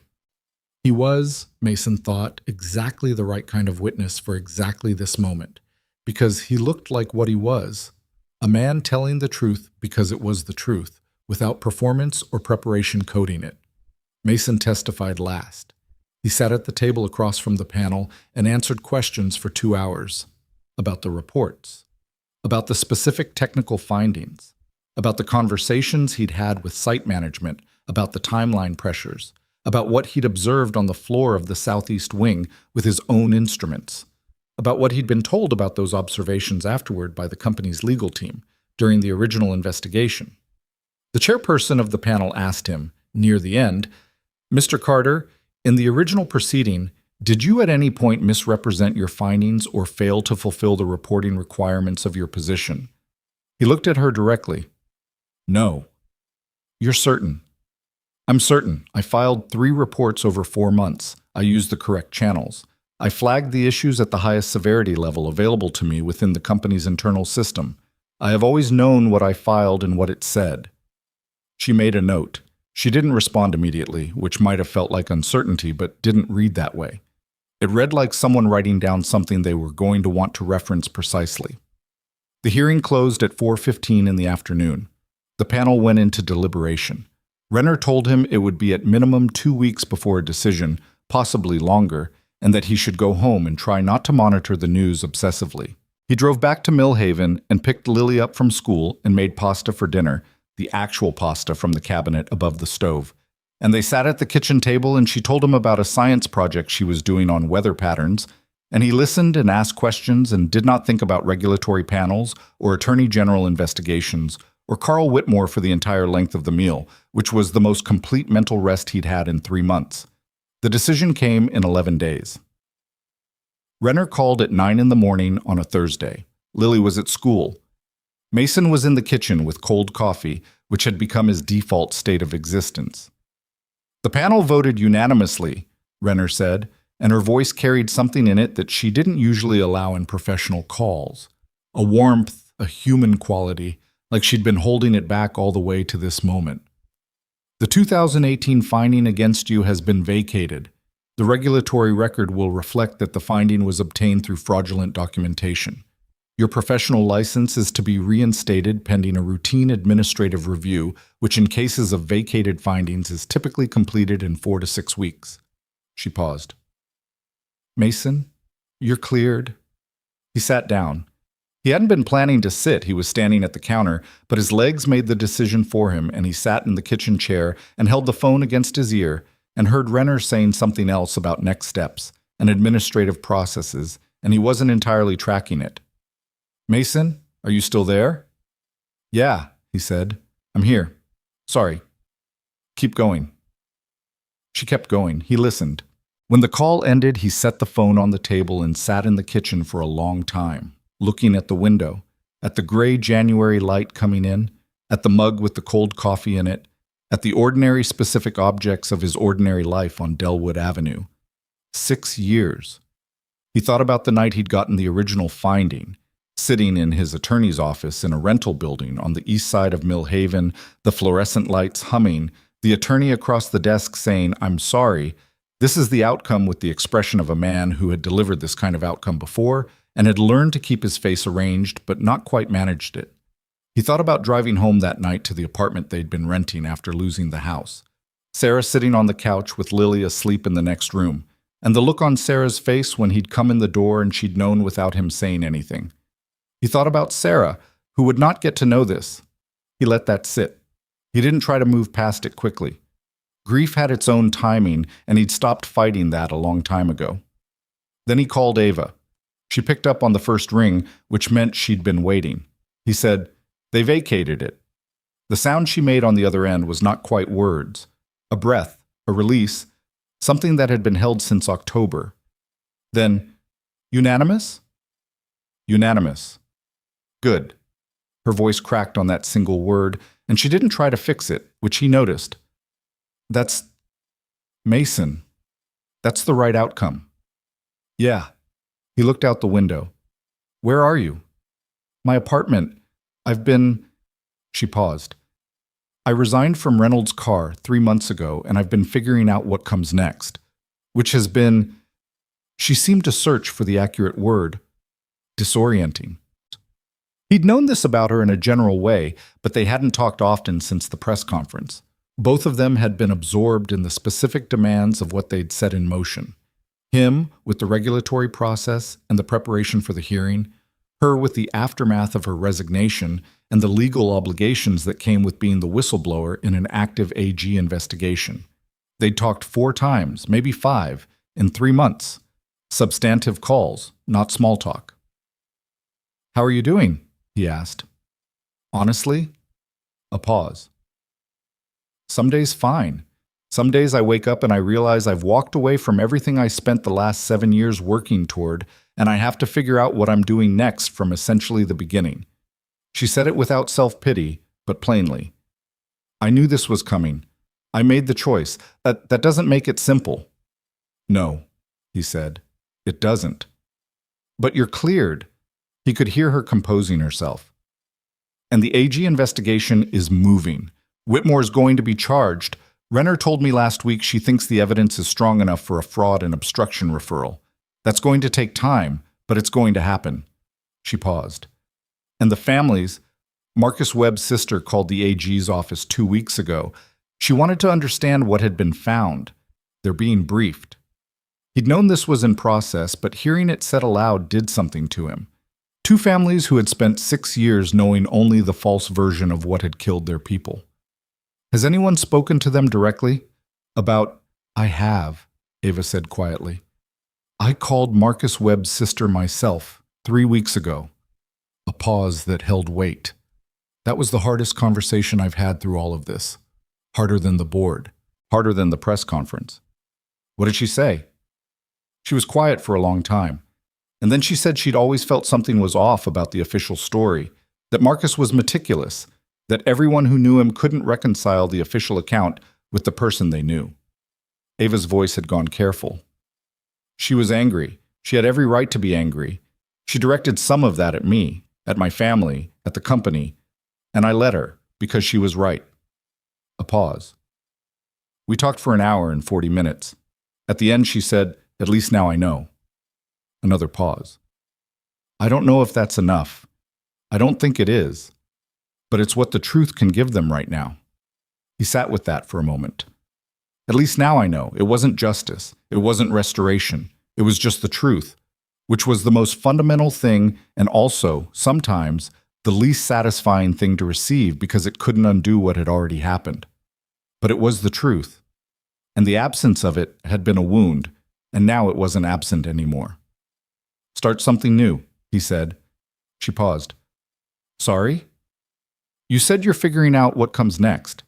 He looked at the kitchen around him, the ordinary walls, the cabinet above the stove, the window with its January light. "You told me in October that you wanted to build something built on transparency and accountability. You said it like you meant it." "I did mean it." "Then do it.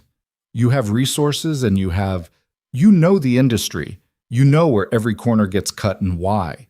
You know what safety culture looks like when it's real and when it isn't." He paused. "That's not nothing. That's a foundation." A long silence. "You make it sound simple." "I know it's not simple." He thought about 6 years on Delwood Avenue, the rusted fence and the crooked gutter and the handyman work and Lily at the kitchen table doing homework, the patient long assembly of a life that worked. Nothing worth building is simple, but you don't have to have the whole thing figured out on day one. You just have to start. She didn't respond immediately. He could hear her breathing, thinking. "What about you?" she asked. "When your license comes through, what are you going to do?" He'd been thinking about this. It had started as a vague thing in the back of his mind during the regulatory hearing preparations, and had become more concrete as the weeks passed, the way ideas became concrete when you stopped trying to force them and just let them settle. "Get back to work," he said. "Real work. I want to go back to what I know. Safety and structural oversight. There are firms that do that independently. Consulting work. I know the regulatory requirements better than anyone now, which is a dark way to have acquired the knowledge, but it's accurate." He paused. I'm not interested in going back to a corporation. I want to work for myself, do work I can stand behind. That sounds right, she said. It does. He meant it. 3 days after the vacated finding was official, Mason Carter drove to the elementary school at 3 in the afternoon, same as he always did, and stood with the other parents in the pickup line in the January cold, same as he always did, and watched the doors open and the kids come out in their coats and backpacks. Lily came out in the middle of the crowd, spotted him immediately, and walked over with her particular unhurried walk, the one that suggested she had thought about running and decided it was beneath her dignity. She stopped in front of him, examined his face. "You look different," she said. He'd forgotten she'd said that. "When it's over, you'll look different. I want to see that." 3 months ago on the edge of her bed with the light off. "They cleared me," he said. "It's official." She absorbed this. She looked at him with those dark, serious eyes that had always seen more than they let on. Then she put her arms around him, and he bent down and held his daughter in the elementary school pickup line in the January cold, and she smelled like the school art room and her specific 8-year-old self. And he held on. "Okay," she said against his shoulder, same as she'd said in October, that first night with the folder on the coffee table and the world cracking open. Just, okay. Like something had been set down and could now be left there. He held on another second before letting go. They walked to the car together. Spring came late that year, but it came. The licensing administrative review cleared Mason in mid-March, 4 weeks after the vacated finding became official. He received the restored license by certified mail on a Tuesday afternoon, a physical document in an envelope, which somehow he hadn't expected. Had expected it to be email or a notification through the regulatory portal, and the physicality of it stopped him in the hallway for a moment. He took it to the kitchen table and set it down and looked at it. His name. The state seal. The designation he'd earned after 9 years of doing work he was good at and had been right to be proud of. He picked up the phone and called Tom Belfleur. "It came," he said. Tom exhaled. "Long time coming." "Yeah." Mason turned the license over in his hand. "I wanted to tell you first." "I appreciate that." A pause. "Have you called Ava Reynolds?" "She's next." "Good." Tom was quiet for a moment. "I've been thinking about something you said when you came to the house in October, that they weaponized your competence. I've been turning that phrase over for months." Another pause. "I think about the younger engineers at my firm. How many times safety concerns get quietly deprioritized? How many times the person who speaks up ends up managing the political consequences of having spoken?" He stopped. "Your case it's a significant one, Mason, beyond what it means for you personally. What happened to you is what happens when the system's pressure points fail simultaneously. I think people in the industry need to understand that more explicitly." "I've been thinking about that too," Mason said, "about whether there's something beyond just getting my license back and going back to work." "There is," Tom said without hesitation. "There's a conversation that the industry needs to have about what safety culture actually looks like versus what it looks like on paper. You're the person to have that conversation." He hadn't let himself think too far in that direction yet, partly because the licensing process had demanded so much bandwidth, and partly because he'd learned, over 6 years, to be careful about building plans on uncertain foundations. But the license was in his hand now, and Tom was right, and he'd been thinking about it for longer than he'd admitted. He thought about Ava. He called her next. She answered from what sounded like somewhere with activity in the background, voices, movement, the kind of ambient sound that suggested a space that was being built into something rather than already finished. "Mason? License came today." "Today? I thought, the review was supposed to take another week." "Came early." He looked at the document on the kitchen table. "Where are you? It sounds busy." "I'm in a building I'm renting in Columbus. It's a mess right now when we're setting up offices." A pause. "I've been talking to 4 engineers, 2 project managers, and an attorney about starting an independent safety consulting firm. We're calling it Groundwork Advisory. The premise is that we embed with construction firms and development companies and provide independent safety oversight that isn't subject to the same internal pressures that client company safety supervisors face." Her voice had an energy in it that he hadn't heard before. Not forced, not performed, but the real thing. The sound of someone doing work that had a reason. We're not a charity. It's a real firm, real billing rates. But the structure is designed so that our incentive is never aligned with the client's timeline. We get paid the same whether the project takes 6 months or 18. He listened to this and felt something he didn't immediately try to name. That's a good idea, he said. I think so. I've been talking to Tom Belfleur's firm about whether they'd consider being an affiliated engineering partner. She paused. Tom said he'd need to talk to you first. To me? Because he thinks you should be involved, as a consultant or an advisor or... A pause. I think you should be involved, if you want to be. He sat at the kitchen table with his restored license in front of him and thought about that, about the specific shape of what she was describing, work that was structurally designed to prevent what had happened to him from happening to someone else, work that existed because of what the Aldervale project had revealed about where the system broke down. Let me come to Columbus, he said. I want to see what you're building. When? Saturday, he said.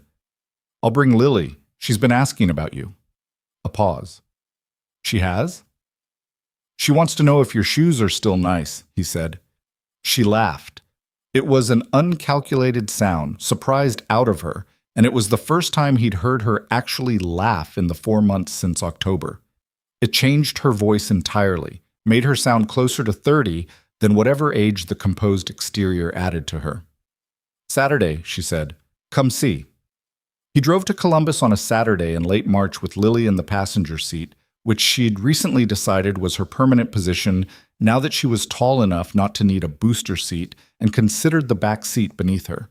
She had a book open in her lap but wasn't reading it, which was always a sign that she was thinking about something. They were 40 minutes out of Millhaven when she said, Is Ava your friend?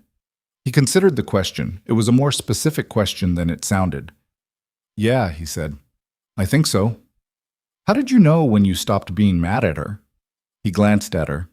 What makes you think I was mad at her? Because her dad did something terrible and she showed up at our house.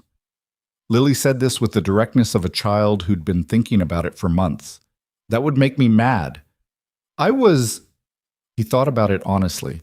I was never really mad at her specifically. He tried to find the accurate word. I was wary. There's a difference. Being wary of someone means you're watching to see who they turn out to be. Being mad at someone means you've already decided. Lily thought about this. And who did she turn out to be? He watched the road. The spring was making itself known in the fields on either side of the highway. Not full yet, but the color had come back to the ground, that particular Ohio green that arrived tentatively in late March and built slowly. Someone who did a hard thing when she didn't have to, he said. That's who she turned out to be. Lily seemed to file this. Looked out the window, then, Do you think she'll be okay? After everything.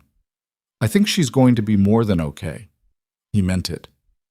I think she's the kind of person who does better when she has a problem worth solving, and she's got one now.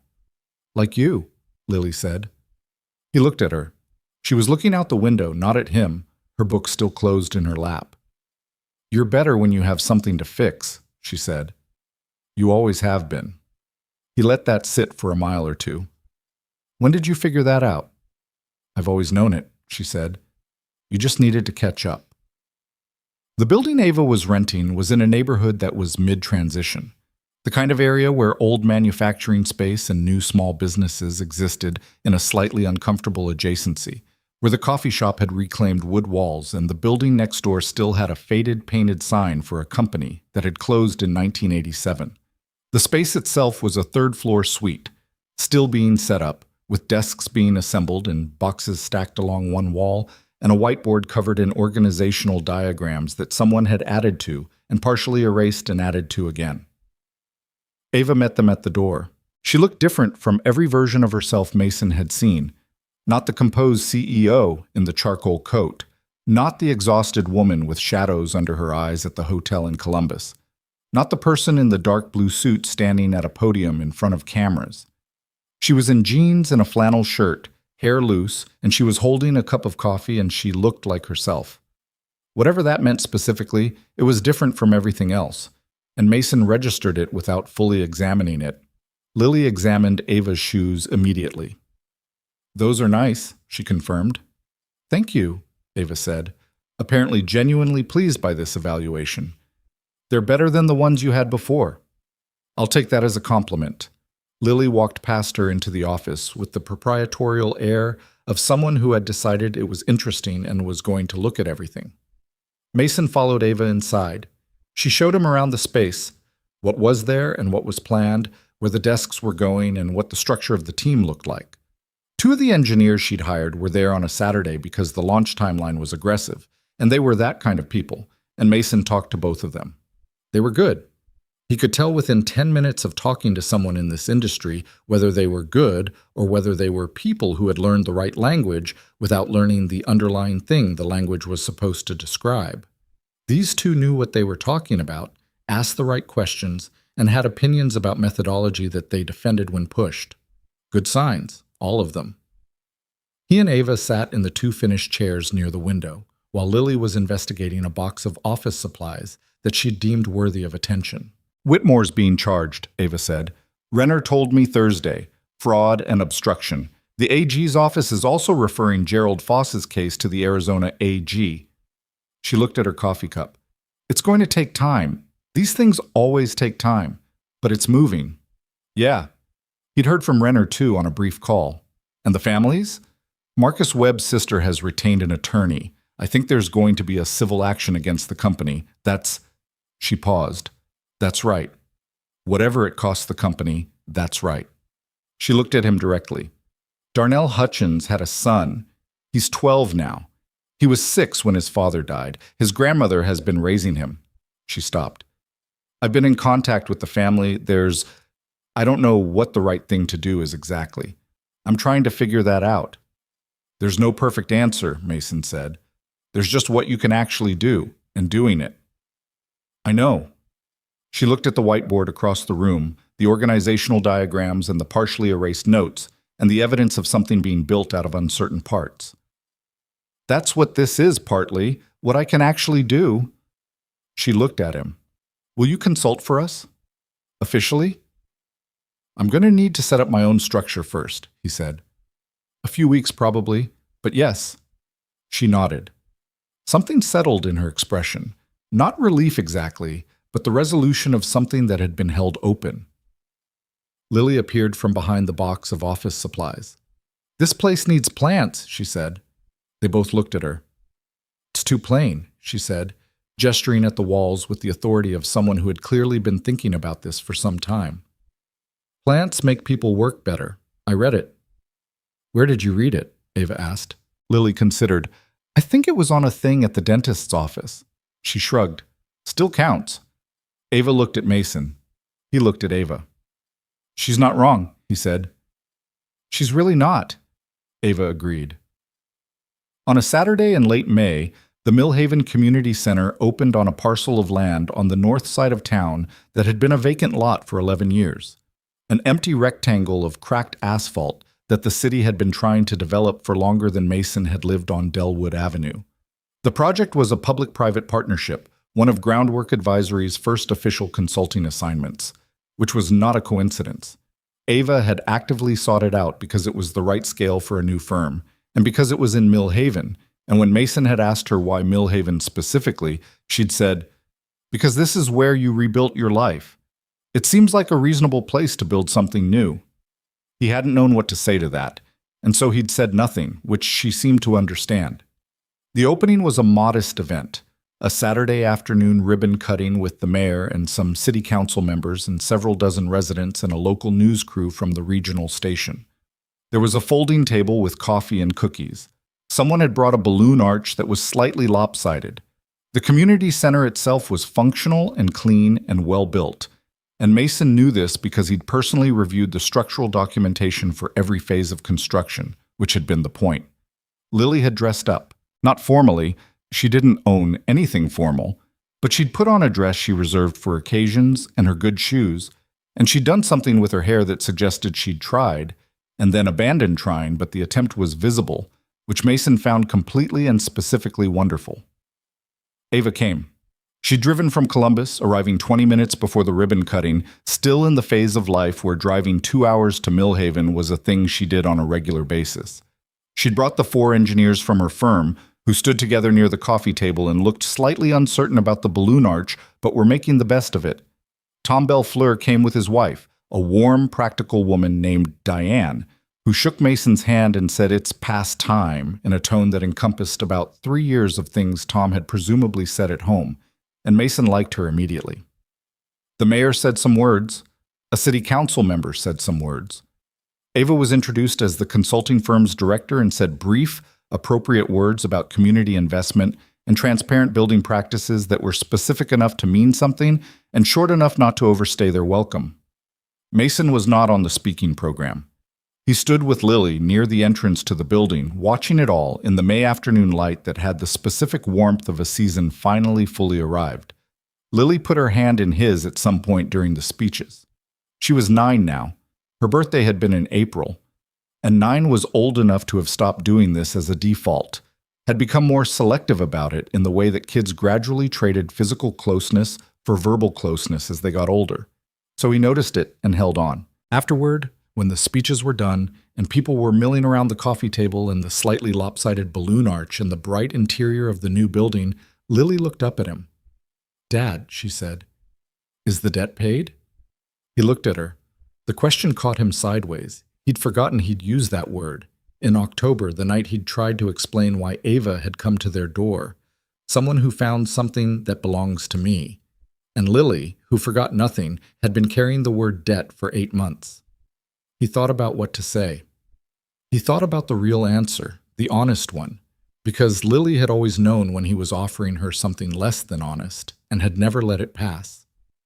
"Some of what was lost can't be repaid," he said. "Your mom's not coming back. The years aren't coming back. The men who died at Aldervale, Marcus and Darnell, they're not coming back."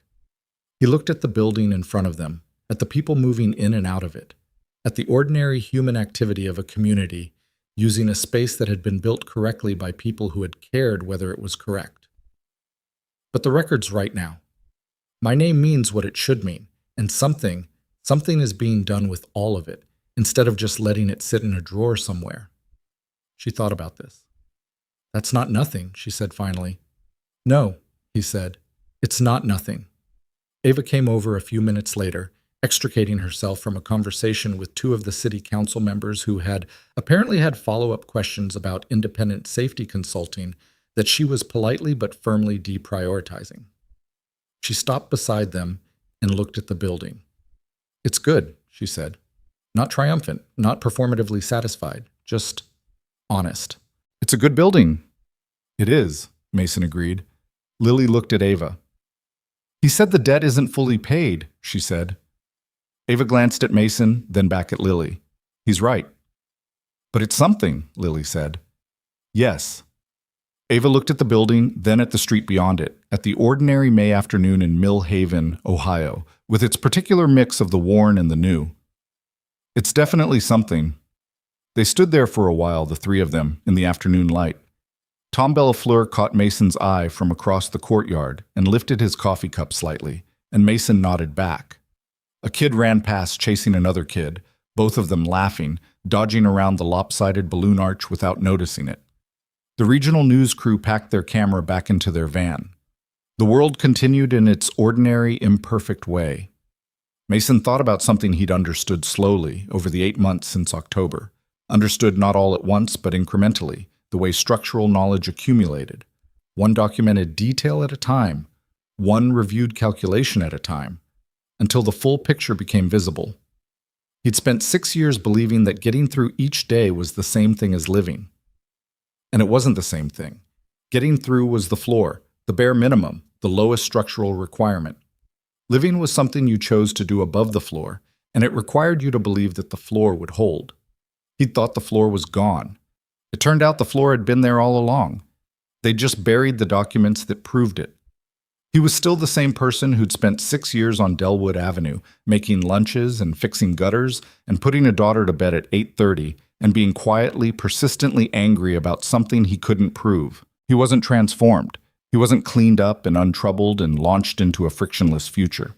He had a restored license and a consulting arrangement with a new firm and a daughter who was going to be formidable, and a complicated, unlikely friendship with a woman who had every reason to have done nothing. That was enough. More than enough.